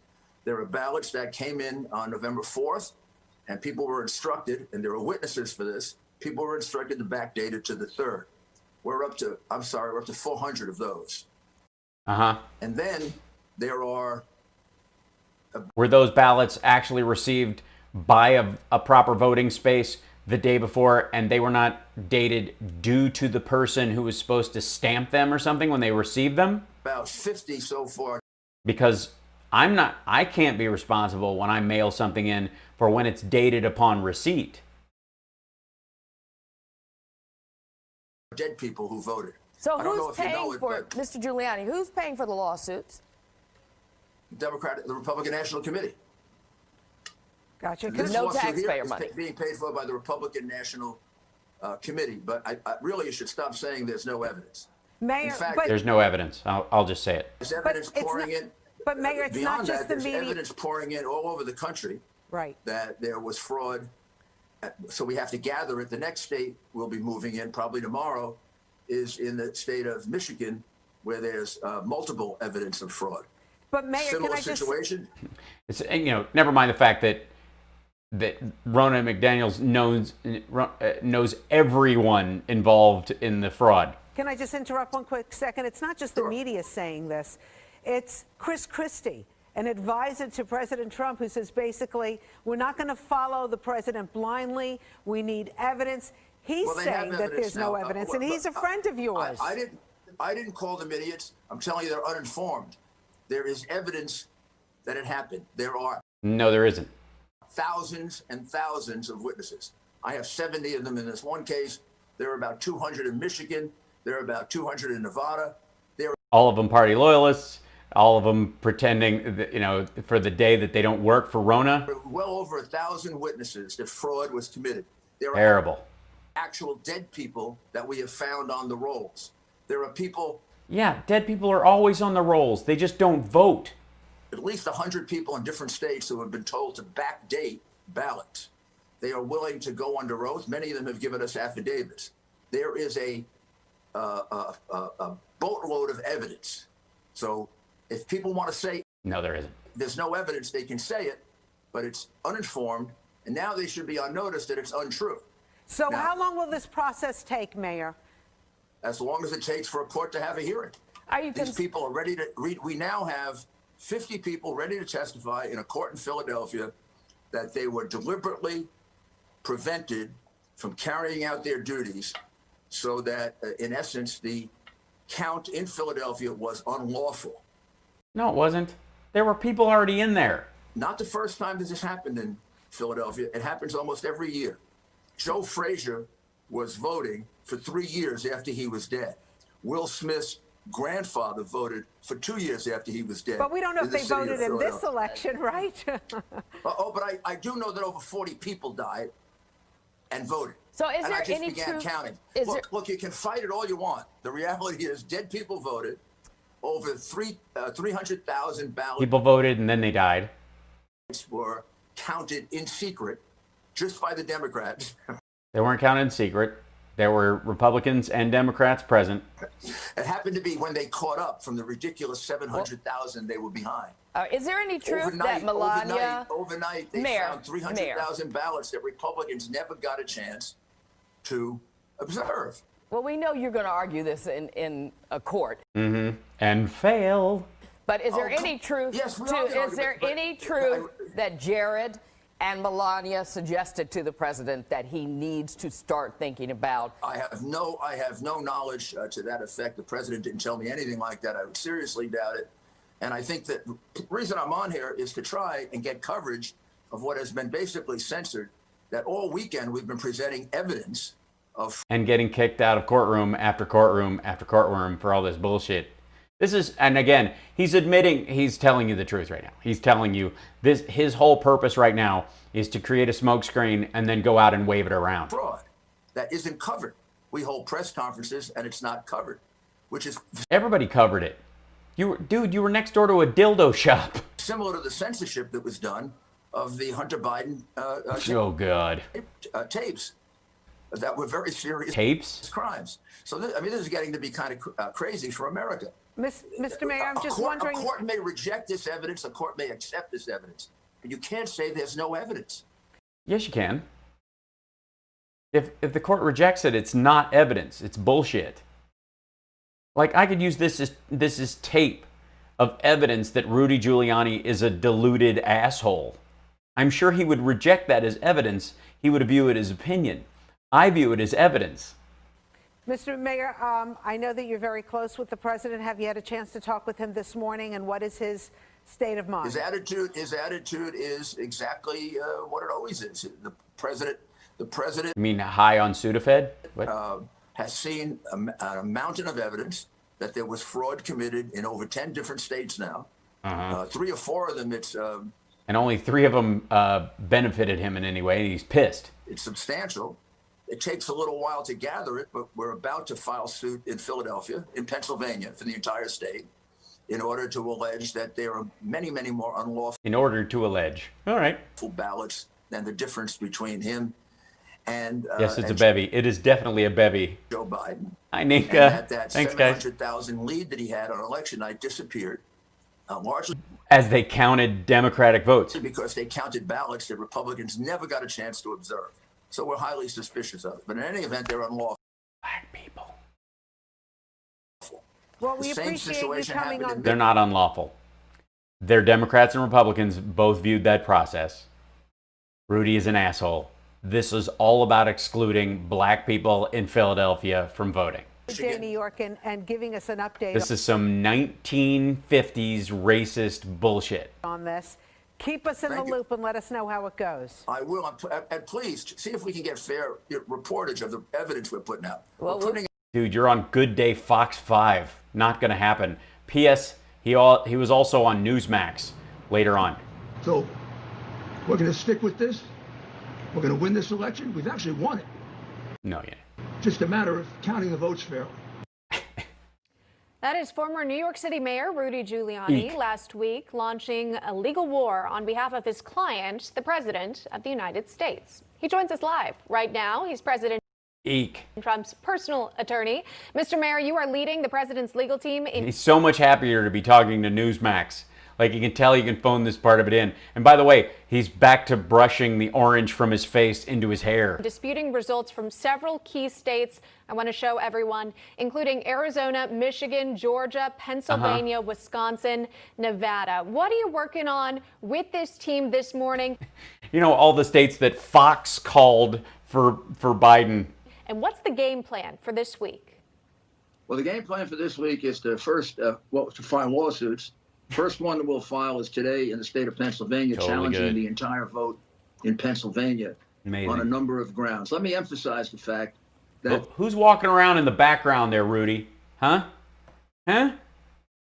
Huh? The fake media... Why are you always in these hotel rooms with hookers, Rudy? What's happening? Who's that? Challenging the entire vote Who's that in the mirror? in Pennsylvania on a number of grounds. Where are they Let me going? emphasize the fact that the fake media... Who is that? Who's with you in that room, Rudy? Who's there? Do I see a reflection of cash on a dresser? Media has for some time said there's no evidence.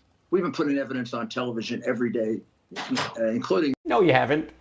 No, you haven't. You've been alleging wrongdoing on television. You haven't been putting evidence on television. Like, seriously. The day after the election. Yeah, I think I saw the reflection of two hookers as well, although that might have been conjoined. We don't know. In this lawsuit, we have over 50 witnesses who will say that the vote count, particularly once the election ended that night, and President Trump was ahead by 800,000 votes in Pennsylvania. You mean before they counted the Democrats' votes? The count thereafter was unlawful. No, it wasn't. You don't get to stop counting. You know, we want to argue that the Bengals were doing great against the Patriots in the first quarter, and the rest of the quarters were unlawful. It was counted behind closed doors. You think it was Fred Garvin, male prostitute? Republicans were not given an opportunity to see any of the mail-in ballots. Really? Because we're watching friggin' video. It's required by Pennsylvania law. Pennsylvania law requires that for a ballot to be valid, a mail ballot to be valid. What is up with your hair? It has to be observed by both sides. We have... I know, look who's talking. I get it. 55 Republicans ready to testify that they were uniformly corralled and weren't able to see a single ballot. They saw a lot of activity, but no ballot. Everyone. What did they like? You mean like what we're watching right now? One of those ballots that was cast, that was not examined, is now an illegal ballot. No, it isn't. No, it is not. That is an extraordinary claim. And you will need extraordinary evidence to prove otherwise. You're going to need to call everybody in that district and start coming up with a bunch of people going, did you vote? And they say no. And you go, well, then we're going to need to see who checked off on the registrar of the electors that they actually did vote. Not who they voted for, but the fact that they did vote. And if you find a mismatch of 100,000 people, then we'll see in court. An unlawful vote. And it's in the hundreds at this point. That it's not just in Philadelphia, however. Precisely the same thing was done in Pittsburgh. Of course. The only difference is when a court intervened in Philadelphia, they didn't follow the court order. And our people were threatened with arrest if we tried to look at the ballots. Unbelievable. Whereas in Pittsburgh, halfway through, they allowed some observation. So the numbers in Philadelphia, the numbers of unlawful ballots in Philadelphia are about twice the number in Pittsburgh. So and in the Republican part of parts of the state. Just to clarify, Mr. Mayor, if you don't mind, in Philadelphia, I just want to be sure, how far away were these observers kept? Is that the argument there, that again, they were too far away? They never got closer than 20 feet, which made it impossible for them to see a single ballot. They actually tried to use binoculars, but then the people turned their backs to them. So even with the binoculars, they weren't able to see. Because you were trying to look at the actual ballots. See, this was a deliberate 2.5 day. Look, he's got notes in his hand. Cover up of the ballots. I think he's just been practicing Trump's signature a bunch of times. In other words, this could have been done behind closed doors. Can't listen to Rudy. Nope, it's too much. For how open it was. 20 feet away, you can. Did you hear that people trolled the fraud line? No, where in the world did you hear that? Not see a small ballot. You can't see if it's 500 with the same handwriting, 300 in the same ink, 200 without any identifying envelope. You just see an envelope get thrown away. So in essence, and the most important thing is, the rules here are set by the state legislature. The state legislature demanded that these be done in the presence of Republican and Democrat inspectors. There were. They were not done in the presence of Republican and Democrat inspectors. In fact, yes, they were. Your own lawyer said there were people in the room. In fact, a judge in Philadelphia so ruled. And now we're taking it to federal court to declare those ballots unlawful, which they are, and invalid, which they are. No, you can't just invalidate people's votes. And once those are ordered invalid and unlawful. Sure. So that's President Sure. Trump wins Pennsylvania by the landslide he was leading with before they started to count these phony Before they started counting black people's ballots. votes. okay. So I know that Remember, that he was will leading. be He that was will be leading on the election court night battle. by 800,000 votes. Yeah, and they hadn't counted Philadelphia and Pittsburgh and Erie yet. We have mathematicians who will tell you it is statistically impossible. Yeah, but those are the same people who work for Trump that worked with him on the Taj Mahal, 6 bankruptcies, that think the ratio of orange to skin on your face is natural. To have overcome that with the number of votes that were out there. They had Yikes. to have created new votes in order to do it. And now we have the proof that they did. If these ballots were valid, there is no reason why they couldn't have been made available to the Republican inspectors. Mr. Mayor, I want to Or move even the ahead Democrat because inspectors. you've alleged other examples as well. Oh, yes, let's many, talk many. let's talk Many, about many. one of Well, they can't electronically certify these things if they don't turn out to be real anyway. We also have a number of incidents, Uh-oh. and they're growing. I think they're up to a couple of hundred right now, Oh, God. Got a growing incident right now. in which ballots were backdated. So a ballot came in marked November 4. They changed it to November 3. We have post office officials who were told to do that. We have election officials who were told to do that in several parts of the state, not just. Because Louis DeJoy delayed the mail, and mail that should have arrived on Tuesday arrived on Friday, on Wednesday, but they didn't have, or they were dropped off, and you didn't pick stuff up till late. Philadelphia. The epicenter of the fraud was Philadelphia, which of course would be quite natural. There hasn't been an election in the last 60 years in which Philadelphia Democrats haven't cheated. What about the Dominion voting Joe systems? Frazier, the ex-heavyweight champ, voted several times after his death in Philadelphia. Will Smith's grandfather Are there has also voted allegations We're going to hear this again. about the voting systems, the Dominion voting systems as well? Do you have any update on that? Now, the Dominion voting system will be the next lawsuit we do, which is well along now. This is the glitch in Michigan story. Michigan. The Dominion voting system, literally in one county in Michigan, Antrim. Changed 6,000 votes. They caught it. They changed it, and it was fixed. Because there's a Bill Barr, authorized prosecutor to move forward with voter fraud allegations. That's fine. Recorded basically Won't change a thing. A 2-to-1 vote for Biden. Since it was a Republican county, that seemed rather odd. And when they checked it, they found out that the software was faulty, and it was actually a 2-to-1 vote for Trump.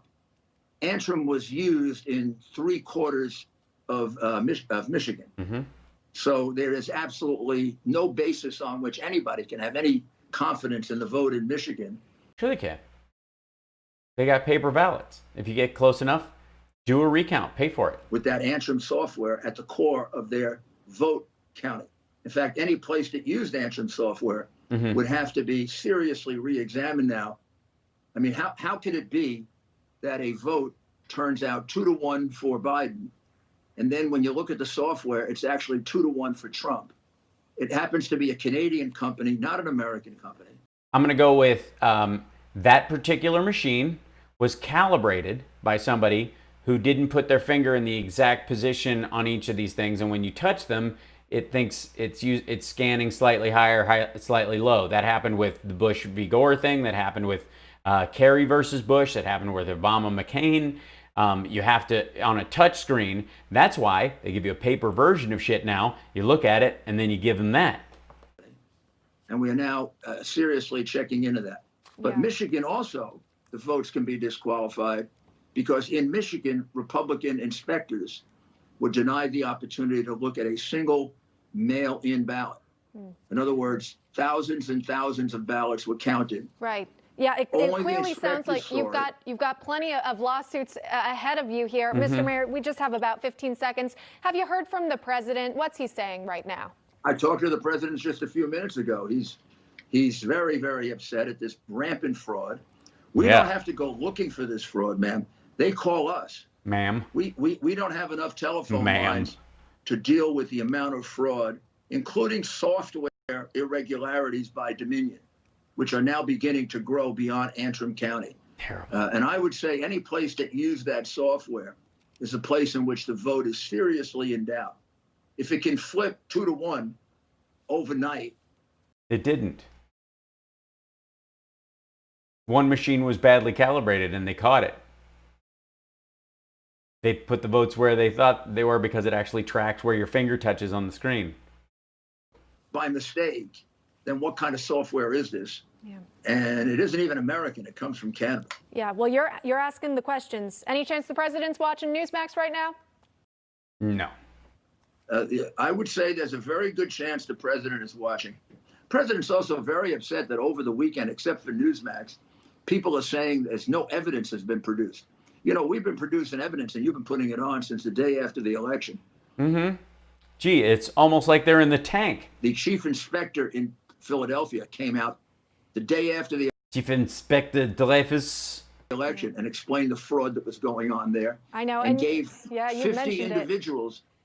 We've been producing a mountain of evidence, and the fake news is conducting the same censorship they conducted. Don't say fake news and then thumb her direction. With the Hunter Biden criminal laptop. Well, we could talk to you all day, Mr. Mayor. We appreciate But we don't want to. you taking the time this morning. Always a pleasure, and keep us updated, We're headed to of court, course. and I know. we'll get a fair hearing. All right, you'll keep us updated. Rudy Giuliani, Thank thanks you. so much. Thank you. Newsmax TV is now America's fastest growing cable news channel. Yeah, and I'm the web's fastest growing Twitch streamer because my channel's very small and statistically it grows very large just when a few people start watching it. See how that game works, ma'am?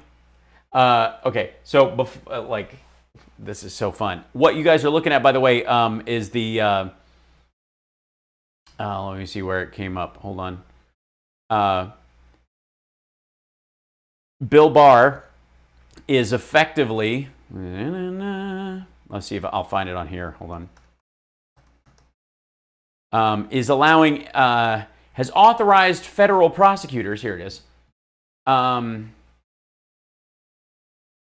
across the U.S. to pursue, quote, substantial allegations of voting and vote tabulation irregularities before the election is certified, despite there being little evidence of fraud. Yeah. This is another one where he's just letting, look into it all you want to. You're not going to find anything.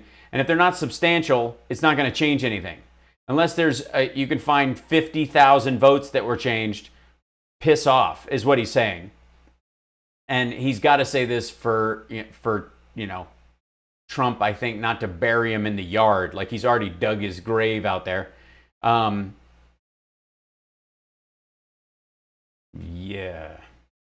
I don't know. So he looks kind of puffier than usual, but it's hard to tell.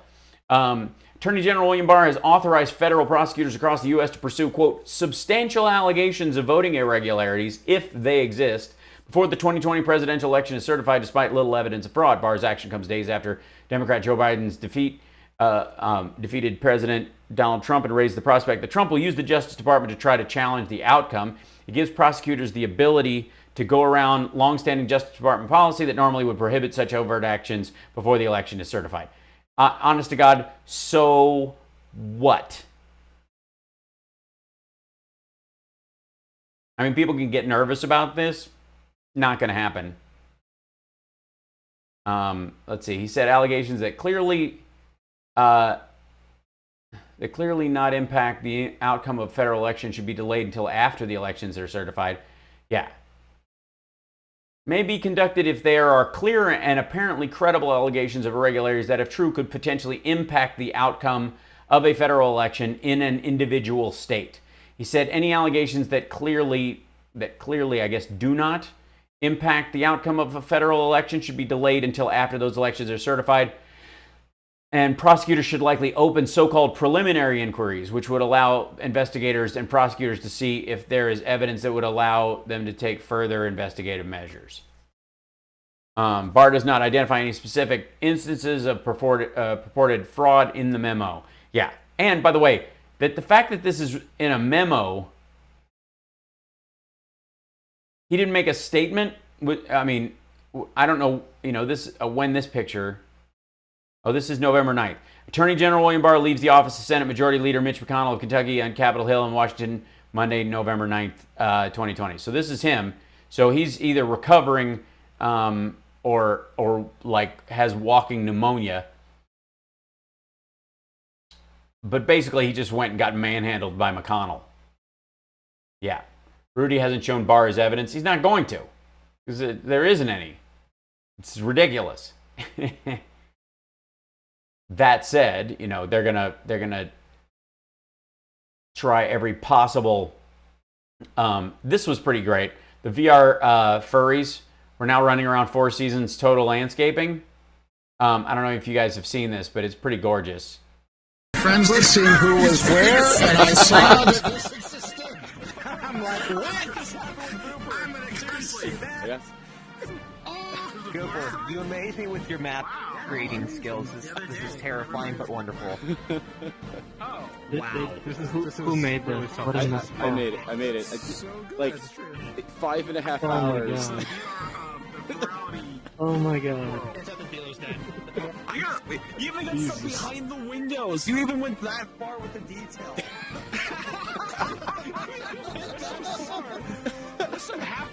These are VR furries. Okay, man, I gotta hand it to you. This is pretty impressive. Thank you. This is killing me here. This is great. Terrell said the presidential hose reel, so I had to make sure that the hose reel is here. You ready? Ready for a speech? Right. Glorious. I'm also like how we gathered around it, like we're literally ready for the speech. You're literally the press conference, like we're all with cameras.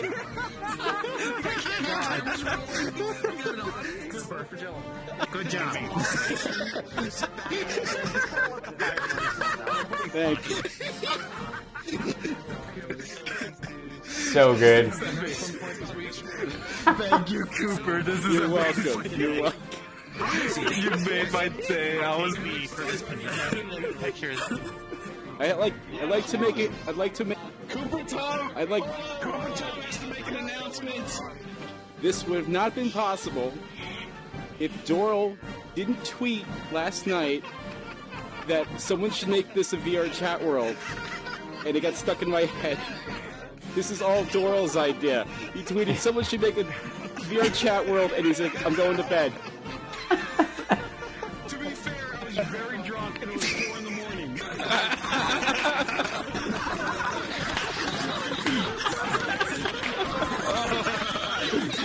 Oh my god. Oh god, it's so funny that they made a VR chat world out of that. Just gorgeous. So, needless to say, they're going to continue to file these things over the next couple of days, and then it's basically going to peter out Friday. Just giving you the heads up, and Trump will shit the bed Saturday and Sunday. They'll probably try a rally to try and push back against this, but then the stuff's going to get certified.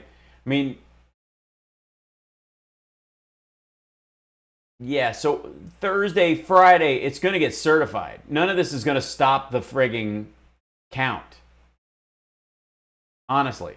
How the people in PA know what to do, they're good. It's how all of them got their jobs. I voted blue down the ballot. It was one Republican, so I wrote your name in, by the way. Oh, thanks. Did you post that link? No, I'll put it up, though. I'll retweet the guys there, but this is the other one that they were talking about. I wanted to get it's also important that you guys know, because you're going to see a bunch of this shit fly up, and you got to have an answer for it, more so than just you guys are assholes, which really, quite frankly, will work most of the time. But so this is the idea that On Saturday, President Trump shared an article suggesting the same software problem was responsible for delayed counting in counties in Michigan and in Georgia. In Antrim County, Michigan, the erroneous reporting of results was caused by human error. Like I was saying, I personally think it was either, I mean, we'll find out if it was in the movement from one machine to another or if they didn't calibrate the machine. And in Gwinnett County, Georgia, a computer glitch temporarily stopped the counting of ballots, which I don't know whether they want us to count or not count anymore. That's the hard part. Georgia counties, this is what he wrote. Georgia counties using the same software as Michigan counties also encountered glitch. This is from Breitbart. What a total mess this quote unquote election has been. I mean, I don't know how he has the nerve to use the word has been. I mean, Kat, is that not a giveaway? Jessica Huseman says, this is the lie. Michigan's glitch was in election night reporting, not vote counting, which is not done on Dominion software. What she's talking about is the election desk on the night of the election mistook where a bunch of ballots were coming from. That whole like 130K dump of ballots that came in that were all for Biden. That was a misreport by the decision desk, had nothing to do with what actually happened on the ground. And I'll see if I can find the counting is resumed in Gwinnett County after a late night computer glitch stopped the process for the second time in 3 days. So this was the actual one in Georgia that was an actual. I think Biden should sue Florida for recount. I agree. So here it is. Another software snafu halts Georgia county ballot count. Counting on Saturday has resumed in Gwinnett County, Georgia, after a late-night computer glitch stopped the process for the second time in 3 days. County spokesman Joe Sorensen sent everyone home except the IT people to work on the issue. He added that computer technicians were on site Saturday when the counting began at 9 a.m. On Wednesday, a glitch with new software being used in the county for the first time affected thousands of batches of absentee ballots. Sorensen said that the software snafu caused about 3,200 batches of absentee ballots. There are about 50 ballots in each batch, to get an error message saying that the ballots were pending adjudication. Adjudication is a process where they review a ballot that may have been flagged during the scanning process. In Gwinnett, there are about 535 mail-in ballots left to count. The plan, Sorensen says, is to finish counting by the end of the day. Former Vice President Joe Biden's lead over President Trump in the battleground state has widened Saturday morning by 7,200 votes, according to the Secretary of State's office. The new bump follows the overnight count of provisional ballots in left-leaning Fulton County. Statewide, there's still about 12,770 provisional ballots left to be counted, in addition to about 8,400 military votes, which, by the way, the military votes broke for Biden 4-1. Biden's lead in the Peach State is still a fraction of 1%, which means a recall looks likely.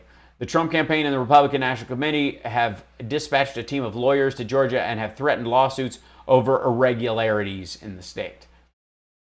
This is, it paused for a while. They fixed the machines. They went on counting. That's that. In terms of, let's see. Here's the Washington Examiner. This is the Trump-friendly paper that originally paid for the dossier. They've got Biden at 290 to Trump's 214, and because they are not counting Georgia yet, but they're saying Biden leads by 0.2 points, so there'll be a recount there, and that Trump is more than likely going to get North Carolina, but they haven't given it to him yet. Which ultimately means 306 for Biden and 229 for Trump. And that's the Washington Examiner. So, yeah, good times. Is the Secret Service hauling that shit around? Yeah. Note the fact that Trump is fine in Florida despite the fact that Florida lost 27% of the mail-in ballots. Exactly. I mean, that's really the real story. All this other BS is there to hide the fact that they basically attacked voting in Florida. And this stuff with Barr will end up being nothing. Just like the unmasking story, just like the Hillary Clinton email stuff, didn't go anywhere. That's why Trump's been mad at him. He'll say this won't go anywhere. The election will be certified on Thursday. That's that.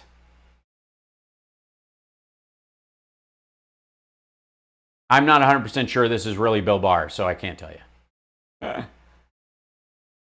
Who thinks it's time to invoke the 25th Amendment? Well, they may do it on our behalf and pretend it hasn't been. There's too much to this that...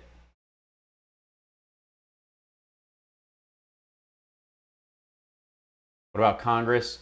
They have to certify the EC votes. That'll happen. I'm not worried about that. The entire Republican Party, but for a couple, have moved on. There's no way they're going to mess with the Electoral College. Like, it's just not going to happen. Sorry. I mean, I know Trump can try. Since when does Barr wear a mask? Hold on one second. Hold on. Let me see. Video chat. Make sure this comes up. Hold on one second.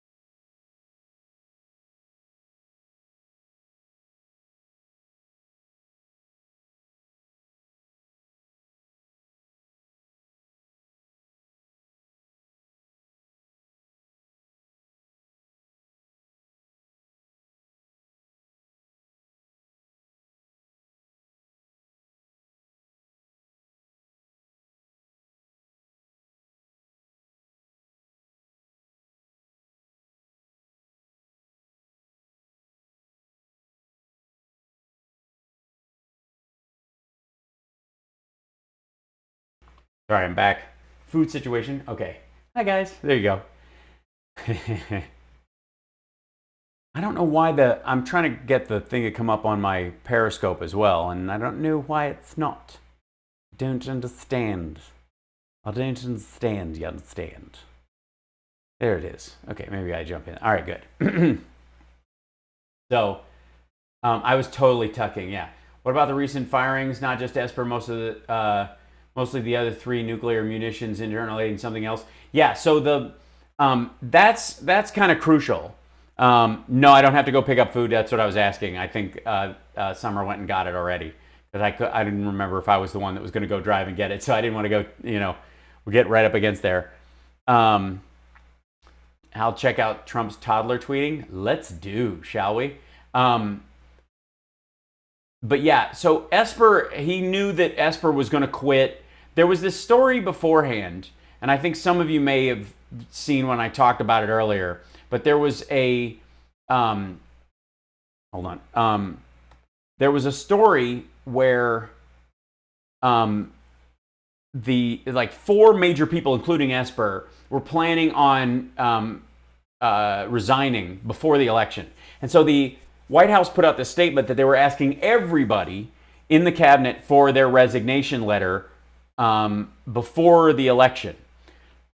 And the reason is because they didn't want these guys to be able to resign and make them look bad right before the election. So by asking for everyone's resignation letter very publicly, anybody who gave it, they can just go, yeah, we asked for everybody to do that. And so it would nip that in the bud. Tactically, it was very smart.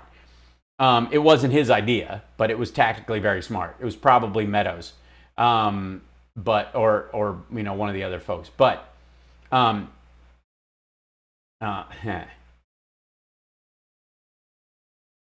let's see. Here's Trump complaining about I'm just being denied all these things.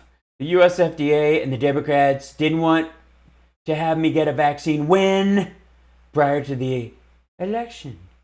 So instead it came 5 days later, as I've said all along. This is and by the way, he didn't say this all along. He said we'd get a vaccine very quickly, probably right before the election they were going to announce it. Remember that? He didn't say that they were going right afterwards the pharmaceutical company's going to release one. And Pfizer wasn't even one of the Operation Warp Speed Captain's log. Companies that did it. If Joe Biden were president, you wouldn't have had the vaccine for another 4 years, nor would the FDA have approved it so quickly. The bureaucracy would have destroyed millions of lives. He does realize that there's like 4 to 6 months before this is A, available, and B, has gone through its second round of testing, but whatever. As I have long said, Pfizer and the others would only announce a vaccine after the election because they didn't have the courage to do it before. The courage? Seriously, okay, you run a pharmaceutical company, the most cutthroat businesses on earth, especially when it comes to shit like a vaccine. So do you think you're going to pause the release of your vaccine, which you know has 90% efficacy, for a minute longer than you have to, and let another company jump ahead of you, many of whom you know have already made a deal with Trump? Think about that for a second. The other ones, Moderna, Johnson & Johnson, all made deals with Operation Warp Speed. Captain's log. And Pfizer had not. So the only form of subterfuge that exists in this circumstance that makes any sense at all is that Moderna or Johnson & Johnson had some sort of ulterior motive for not releasing theirs, and they waited. Pfizer's not a part of Operation Warp Speed. And still, you know, they released it as fast as they could. Who would you, I mean, honest to God. Honest to God. Would you wait a day if you were a pharmaceutical company to release your vaccine worldwide and be the first one, like, just for the bump in the stock that it gives you? Would you wait an hour past that? Of course not. Well, I take it back. You might. You might. If, indeed, you were a member of the Trump family and you have the shittiest business instincts of anyone. Let's just be abundantly clear. Hold on one second. There you go.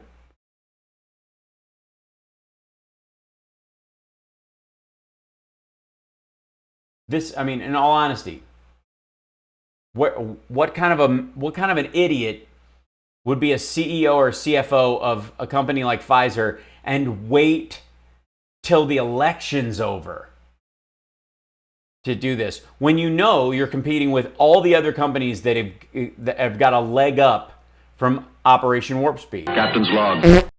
So, I mean, it just simply makes no sense. But I mean, he can believe this if he wants to. So this is ABC WAPO had me down 70 points in Wisconsin the day before the election. Yeah, nobody believed that. It was a total outlier. And I won.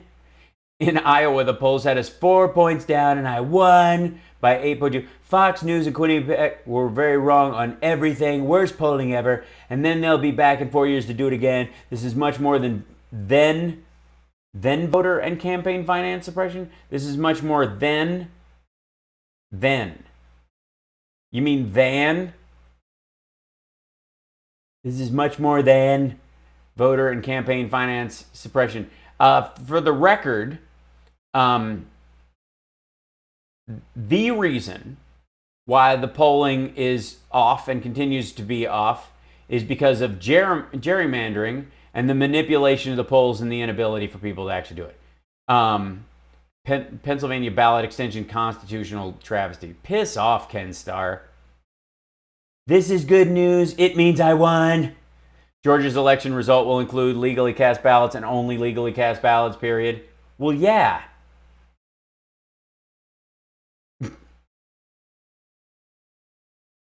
And by the way, this is the guy that stole the election from Stacey Abrams because he was the friggin' Secretary of State overseeing the election as he was running for governor. Christ almighty.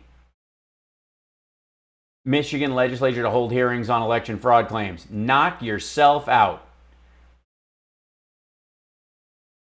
Purdue and Loeffler call on Georgia Secretary of State to resign over election. Yeah, so that you guys have a better chance at stealing it going into January? No. Investigators dispatched over Fulton and discovers issue. Uh-oh, an issue. What's the issue? An issue. If you've got an issue, is a tissue. Okay, the Chanel Chanel is pushing the bullshit about the glitch software, which is crap. That was fun. Good times. Georgia will be a big presidential win, as it was on the night of the election. Pennsylvania prevented us from watching much of the ballot count. Unthinkable and illegal in this country. Wisconsin is looking very good. Need a little time statutorily. Will happen soon. Nevada is turning out to be a cesspool of fake votes. Schlapp and Adam Laxalt are finding things that, when released, will be absolutely shocking. Shocking, I tell you. The threshold identification of ballots is turning out to be even bigger than originally anticipated.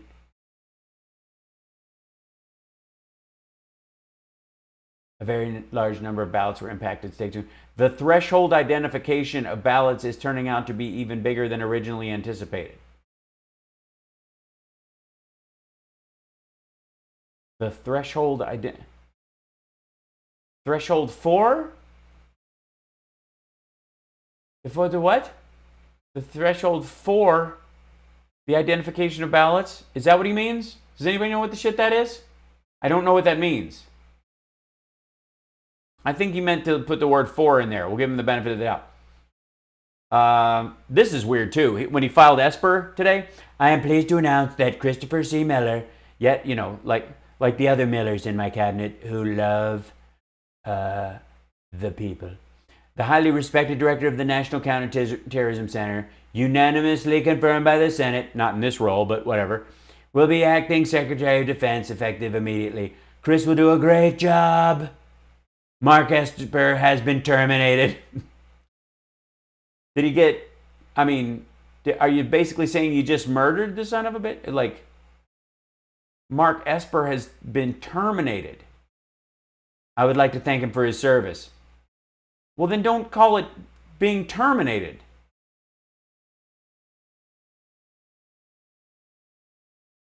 Jesus Christ. Some Democrats, media analysts are angry that Trump accuses Biden of cheating, but they shouldn't be surprised. After all, they said the same thing. Trump accuses Democrats of cheating. What goes around comes around. This is the company that paid for the dossier. Pfizer and BioNTech say their COVID-19 vaccine is more than 90% effective. It's true. Stock market up big. Vaccine coming soon. Report 90% effective. Such great news. And this is the part, by the way, he's talking about. And Mark Levin, who has been melting ever since the election, had Ken Starr on. Listen to this nonsense. This is his whole story. Because there are news organizations that are making declarations about who's won the presidency and so forth. So I want to unravel this slowly but surely, because we live in a constitutional system, not a PR system, not a left-wing system, but a constitutional system. Tell that to the president? Article 2, Section 1, Clause 2 of the Constitution provides as follows, I quote in pertinent part, each state shall appoint in such manner as the legislature thereof may direct a number of electors equal to the whole number of senators and representatives to which the state may be entitled in Congress. In other words, the state legislatures determine how to select their electors. Isn't that what that means?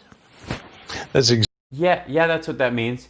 That doesn't mean that the state legislature gets to tell the electors how to vote, though, dickhead. Exactly what it means, Mark. And yeah, we just saw him read it. It's not the details we have issues with. It's your weird ass interpretation. It got lost in the Pennsylvania shuffle. The founding generation sitting in Philadelphia undoubtedly thought, well, should we have the state Supreme Court make the determination? No, they didn't. No, we want what? This is a very democratic with a small d approach. We want the legislatures, those closest to the people, the state legislatures. They're the bosses, not the governor. And what happened in Pennsylvania over these recent weeks is a constitutional travesty. No. Governor Wolf tries to get his reforms, his vision, as he was entitled to do, through the legislature of the Commonwealth of Pennsylvania. He failed. He then goes to the state Supreme Court, which by a divided vote accepted the substance of what Governor Wolf was doing and then added their own nooks and crannies as well. Happily. Yeah, because the court never interprets what people are presenting in their case and then establishes some other aspects of it. Like the Supreme Court, like they're not begging the Supreme Court to do this for him.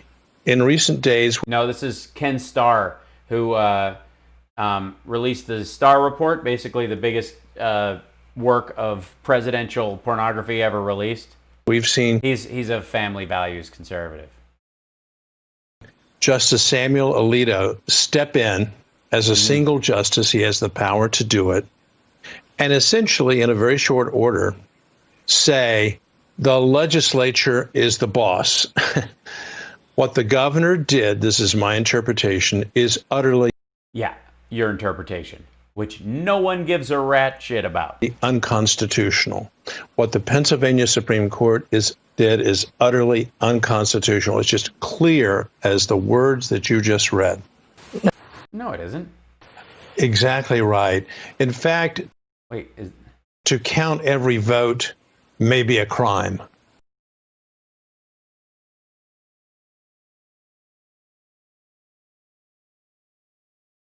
Yeah. Yeah, he just said that.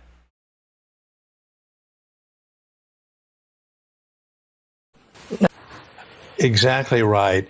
In fact, to count every vote may be a crime. It may even be a crime under federal law. What he means is if you count the illegal votes, that would be a crime. Nobody's calling those votes, though. If they're illegal, they're not votes. If you say count every vote, what you mean is the actual votes. It's definitely a crime under state law if that is, and here's the key word, illegal. And that's why you see, and it's shameful that Vice President Biden's people and the Vice President himself are saying count every vote and selling a lot of T-shirts. That is a potential and an invitation for absolute lawlessness. No, it isn't. They've said legal vote too, stupid. I know of a situation very quickly where a recently widowed woman knew how her late husband would vote. He was deceased. That's a human tragedy. What's a travesty is she cast his vote for him. We call that absentee ballots? No, we call that an illegal ballot. Yeah. There are not enough of those to sway any election. And the last one that we actually saw that isn't an anecdote you pulled out of your ass was of a woman voting for her dead mom for Trump. They say count every legal vote, except, of course, they have, and there's widespread reporting on this, pushed the Republicans out while they're counting every legal vote in the city of Philadelphia. I'm told by the Speaker's office there, they have over 100,000 provisional ballots. You don't hand out provisional ballots like lollipops. There are, again, conditions for those. Lollipops. Right. I'm gravely concerned, Judge. You do if you have a bunch of people who didn't get their ballots the way they were supposed to. Starr, that what's happening here is all of the checks and safeguards that have been built into the electoral process by the Constitution, by state constitutions, and by state legislatures. And by safeguards, I mean barriers against black people voting. Are being litigated away. You know, Donald Trump was selected president in 2016. We knew selected. That's a Freudian slip. Knew he had won. He wasn't actually selected at 2 a.m. or 3 a.m. the next morning, but we knew he had won because it was overwhelming. They're still counting votes now. They're still counting votes now because chaos seems to be the objective. The more chaos you can create, the more uncertainty you can create. The Democrats, Judge Starr, seem to want to vote earlier and earlier and count later and later. What's the point of that? Yeah. We're in a pandemic. That's the point. That is 100% the point. If you vote early, in person, you can spread the number of people who are in groups out over a larger swath of human beings. And if you count later, it's because Louis DeJoy tried to slow the mail down. Period. That's it. If this wasn't a pandemic, that's not how the vote would have shook out. Both ways. Well, it doesn't bode well for confidence in the election process. I have complete confidence how the election shook out. Everyone, except the 27% of people who didn't get their ballots in Florida, and a bunch of walls against, felons who've paid their debt to society. Uses the word integrity. I think on the Republican side, we're using it with every breath that we take. No. Can't we have honesty and transparency? Yes. Honestly, go fuck yourself. And openness and so forth. And I must say, I've been disappointed in some of the reporting that has gone about the process. Yeah, if they keep filming stuff and they keep listening to Rudy Giuliani and then they can't stop laughing. That's willfully blinding themselves, some of the reporters, to the reality of what's happening before them. Talking to you, Brett Baer. He's not talking about Maddow and fucking Lawrence. He's talking about Fox. So, yes, what's happening, I think, in a limited number of cities, but they're all very limited. All large cities. You mean where there's lots of people? And certainly two of those large cities have a history, Detroit and Philadelphia, of having lots of black people. A history, a sordid history of blackness, of voter fraud, and convictions. Sordid black people. We're not talking about allegations. Not to be confused with assorted black people, which is a varying degree of, but that's more like LA. And political rhetoric. We're talking about the judicial process having resulted in criminal convictions, including, in times past, the sitting state Senate majority leader who hailed from Philadelphia went to jail because of voter fraud. So failing to insist on checks and balances, sunshine, please let the sunshine in, and that's in the form of these observers who have meaningful access. Oh my God. Ken Starr is going to show us where the sun don't shine. Access. It's not access, right, Mark, if you're in the cavernous convention center and you really can't see 60 yards Why are you talking about your cavernous? What? away what's going on. That's form over substance. The U.S. Supreme Court. So this matter, I don't know, it might be black people. Presents itself to the United States Supreme Court. So in my mind, three things can happen. Okay, well, that's true. In Mark Levin's mind, three things can happen. A bald eagle can get sodomized by an American flag while Lee Greenwood sings in the background. An American flag can get sodomized by a bald eagle while Lee Greenwood sings in the background. Or Lee Greenwood, but just stuff happens. I don't want to say it, but he barely escapes with his life, and he's got feathers and cloth coming out of his ass. I'm just saying. One, they don't take it up in full, even though I strongly feel they should. Hopefully there's 4 justices, as I understand it, that are required. Number 2, Sam Alito, and hopefully a majority, will say, okay, those segregated votes, they were segregated out. Those are unconstitutional. Don't blame us. Don't blame the legislature. You can blame the governor, and you can blame your state court. Or number 3 that nobody's thinking about. That's not happening. And why is no one thinking about this, Mark Levin? We outlaw black voting in the country. Is that what it is? Is it going to be? I don't particularly like it. the court could say, look, those segregated votes from our perspective are unconstitutional, but we're going to leave it to the United States Congress to determine whether they're unconstitutional or not, and the state legislature is free to send its own list of electors based on the original statutory election laws. We'll now know how many because they're segregating the votes.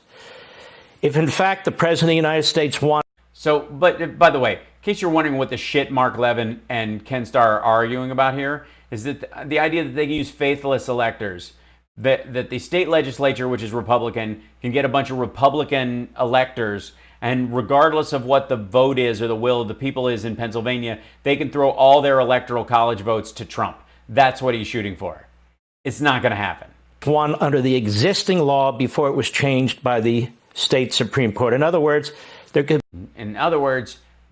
to take away all the voting rights that black people have gotten since the 60s. Be two sets of electors set, one certified by the governor, one certified by the legislature under the federal Constitution, and Congress can sort it out. What do you think of those three possibilities? Right. Heaven forbid for two of them. On the one that I think is the more or most likely is that the Supreme Court will now do its duty in the Pennsylvania case, because it was very clear from the outset that what the governor did and what the state Supreme Court did was utterly unconstitutional. So it's a lawless act. And at this stage, no, it isn't. The Supreme Court has a solemn duty in light of the nature of the issue and the stakes at hand, has to take the case. And I think, by the way, the earlier determination by Justice Alito to call a halt to any counting, if that had begun, of these set-aside ballots. Sorry, just something about Ken Starr's voice just makes me fall into a deep and comforting don't give a shit. That I view as illegal. They're just illegal. They don't and should not count. Mm-hmm. His determination to do that is a signal.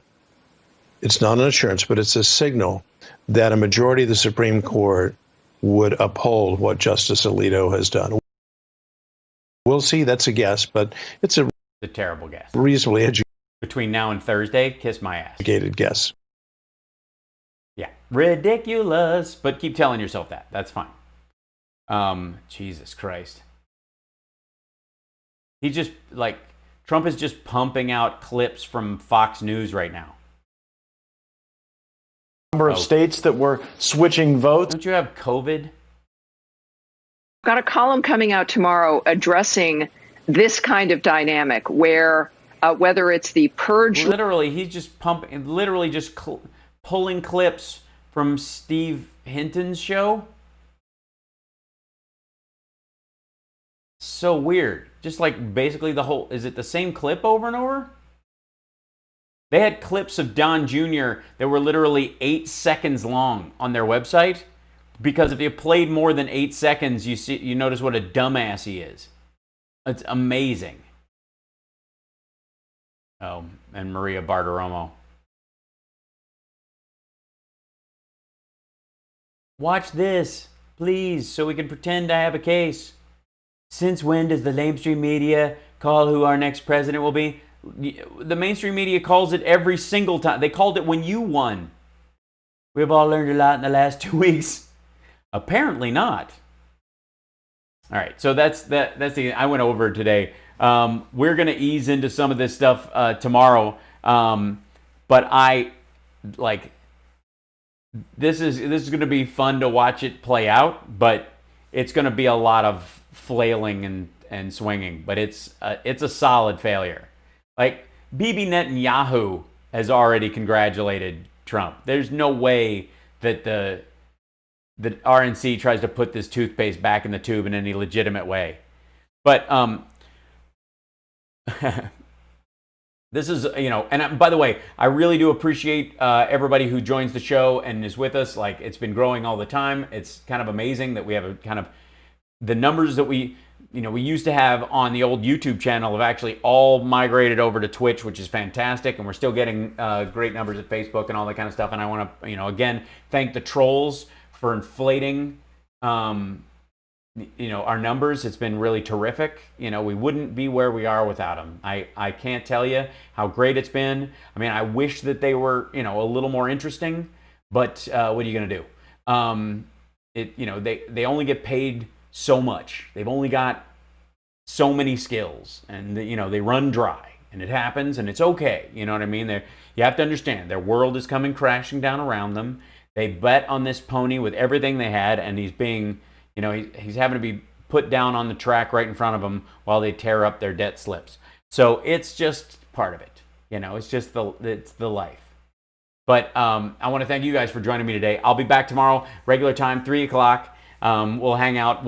I'm not sure if Trump's going to try and do a rally between now and Thursday when they certify stuff, because I think it's Thursday, right? Or Thursday or Friday. They're going to actually do the certification, and that's it. And unless they can get to the Supreme Court to put a hold on things in the next 48 hours, it's not, nothing's going to change. The other 3 firings. I'll tell you what, he's going to fire 2 more people tomorrow, so we'll go through the whole thing tomorrow. How about that? Because it's not going to change. What was crucial about the other 3 firings? Well, there's some fear about it being, that he wants to do some military shit before he leaves. Largely, it's that they were going to leave. Everybody's already looking for other jobs. So he's firing people so that people don't recognize that they're leaving, right? Because a lot of these guys were the ones who were planning to leave before he came in, before the election, and he scuttled that plan. So they all decided they're going to leave now that he's lost. They're just going to leave, and he needs to keep them either in office or some of the people, or fire them before they can resign, leading up to the final count, because it'll look like people are losing confidence and splitting. This whole staff is looking for. They're all over LinkedIn trying to get the next job because they know this is over, but they got to put forward a brave face. That's 100%. Feature request, highlight usernames embedded in Twitch post. I will try that. I don't know that I have that power, but I'll look into it. If that's a possibility, somebody let me know. He wants a nationwide march on the 25th. That'd be hilarious. Not going to happen, but that's fine. I don't doubt that there'll be, groups of Qs out there yelling and screaming at the sky. But no, Pence won't leave. Pence got to stick around long enough for Trump to resign, and so he can pardon him. Oh, the 15th? Okay. Well, that's too late anyways, because it will have been certified by then. In theory, anyways. But yeah, everybody's right. Yes. Practice social distancing, wear a mask. Even though the story about Pfizer came out and it's good news, it's still going to be 3 to 4 months minimum before the vaccine's readily available for anybody, much less even the people who, are the most susceptible. So if you care about those people at all, wear your mask, wash your hands, cough and sneeze into your elbow. Don't go out if you don't have to. Don't hang around in large crowds, unless you have to. And if you're going to march or any of that stuff, by God, practice as much social distancing as you can. Wear a mask, bring hand sanitizer, wear gloves. That's a good idea too. In general, there was a reason why gloves became a normal part of people's clothing post-Spanish flu, post-bubonic plague, post-tuberculosis. People started wearing fancy white gloves again. There's a hygiene reason for that, because they didn't have hand sanitizer back then. And you could tell by what you touched how dark your gloves got, what your chances of sort of interacting with the disease were. Can they really drag this shit out until January? No. No. Yes, you can absolutely sanitize your gloves as well. So, my 14-year-old is quarantined and binge watching Lab Rats. Today she yelled, "That political comedian who hates Trump is on my show. I've never been prouder." Oh, that's sweet. If you wear gloves, don't touch your face. This is true. Keep your dick beaters clean. That's very sweet. That's very sweet. Anyways, my hair is quite ace today. You're right. My hair is very Kiss circa the Elder right now. And like I said, it's one of those situations where I need one of those, let me see if I can find one, something that will work as to demonstrate. Probably not. This is the problem when I actually bother to clean shit up. Hold on. Keep looking. Let's see what can I possibly use that would. Oh, this will work. the old-fashioned like Star Trek or 60s super thin like 1960s headband, like the super thin kind. Good times. Yeah, my hair is very Paul Stanley circa. Still say you look like Rick Springfield. Well, that's a compliment. I appreciate that. There was this rumor going around in my middle school that Rick Springfield was my dad at one point. That's true. It's not true that he is. It's just true that that was a rumor, which was fairly hilarious. Like one of those little kid rumors. Yeah. Okay, I'd forgotten about Paul Ryan. Well, you can be forgiven. Yeah, Conan, right, totally. All right, so I will sign off. You guys are wonderful. I will see you tomorrow. Thank you guys for hanging out. Thanks for the bits and the support and the Venmos and becoming a Patreon. Patreon.com/HalSparks. That's the way you support the show. You can now do it for a whole year in one fell swoop, like a birthday gift or a Christmas gift. And Sexy Liberal, the next one has gone on sale already. It's going to be on the 21st. We had a big meeting about sketches today, and we're shooting, starting very... Tommy Wiseau, thanks. That makes me feel a lot better. There's a lot, coming up. But at the very least, thank you guys for just being here, hanging out. We'll get through all this. I know it'll feel a little nervy for a little while, but honest to God, he's going to try everything he can, and he's going to fail miserably like he's done in every other business in his life. He's got Trump University lawyers filing Trump University cases. They did an appeal today, and they forgot the 4 primary aspects of the appeal. It was hilarious. But again, I honestly believe that the people he fired today, the reason he fired them is because they were going to quit anyways, and he wanted to get ahead of it because it makes him look bad going into this whole thing. So, yeah. You guys are awesome. All right, I'll see you guys tomorrow. Have a lovely night. And don't forget, take care of yourself and take care of somebody else. Hold on, let me bring this up. We're going to get through this. This week, I want you to breathe. If you can, in any way, help with the Georgia stuff, beyond money, they're going to be flooded with cash. They're going to need people to call. They're going to need people to reach out. If you know anybody in Georgia, that's who you're going to want to come out and get people to the actual polls. Money will mean a lot less because they're going to flood these areas with a lot of money. That's not going to change most minds, especially after the last election. What they're going to need is, getting that souls to the polls thing, finding out what organizations who are going to get people out to vote will need, and that's going to be the trick. So, if you can help in that way, should you move to Georgia?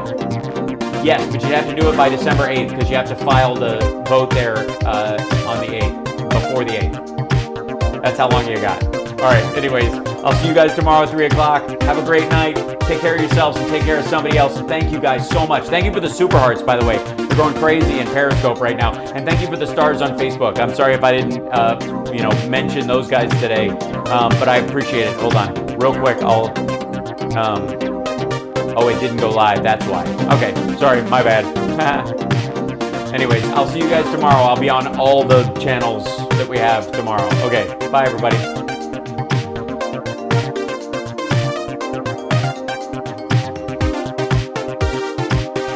I know it, and you know it as well. I was once the governor of Minnesota. I have come here to chew bubblegum and kick ass. I'm all out of bubblegum. Man's got to know his limitations.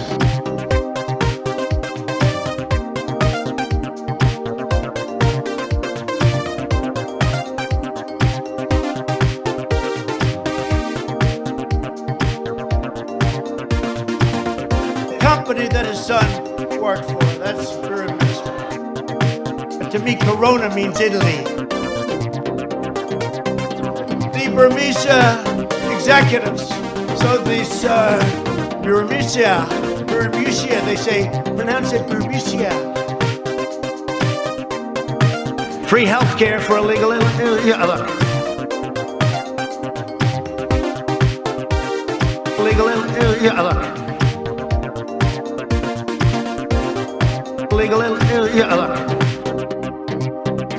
When they gaze upon Yosemite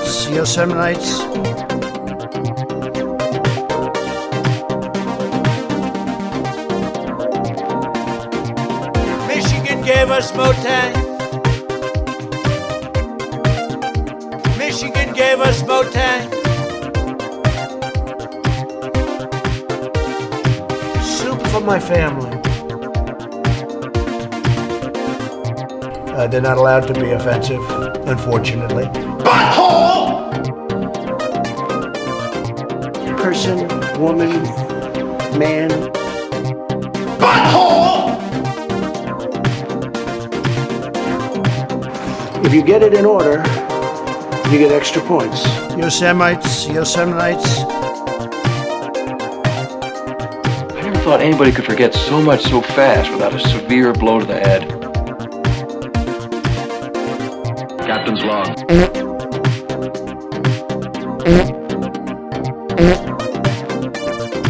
Lion, dog face, pony shoulder. We're going to be appointing very pro-crime judges.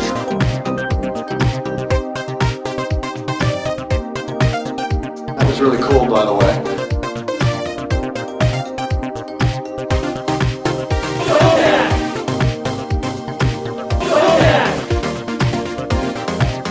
Sportos, motorheads, geeks, sluts, bloods, wastoids, dweebies, dickheads. They all adore him. They think he's a righteous dude.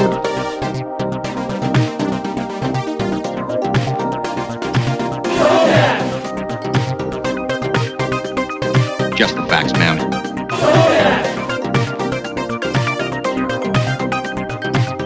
I'm a dude playing a dude disguised as another dude.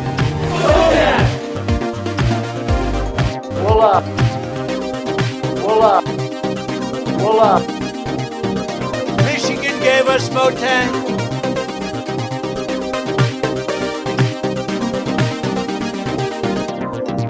Once it was reluctantly aroused. It was hard to get it aroused, and it is hard to get it aroused, but we got it aroused. I had a beat off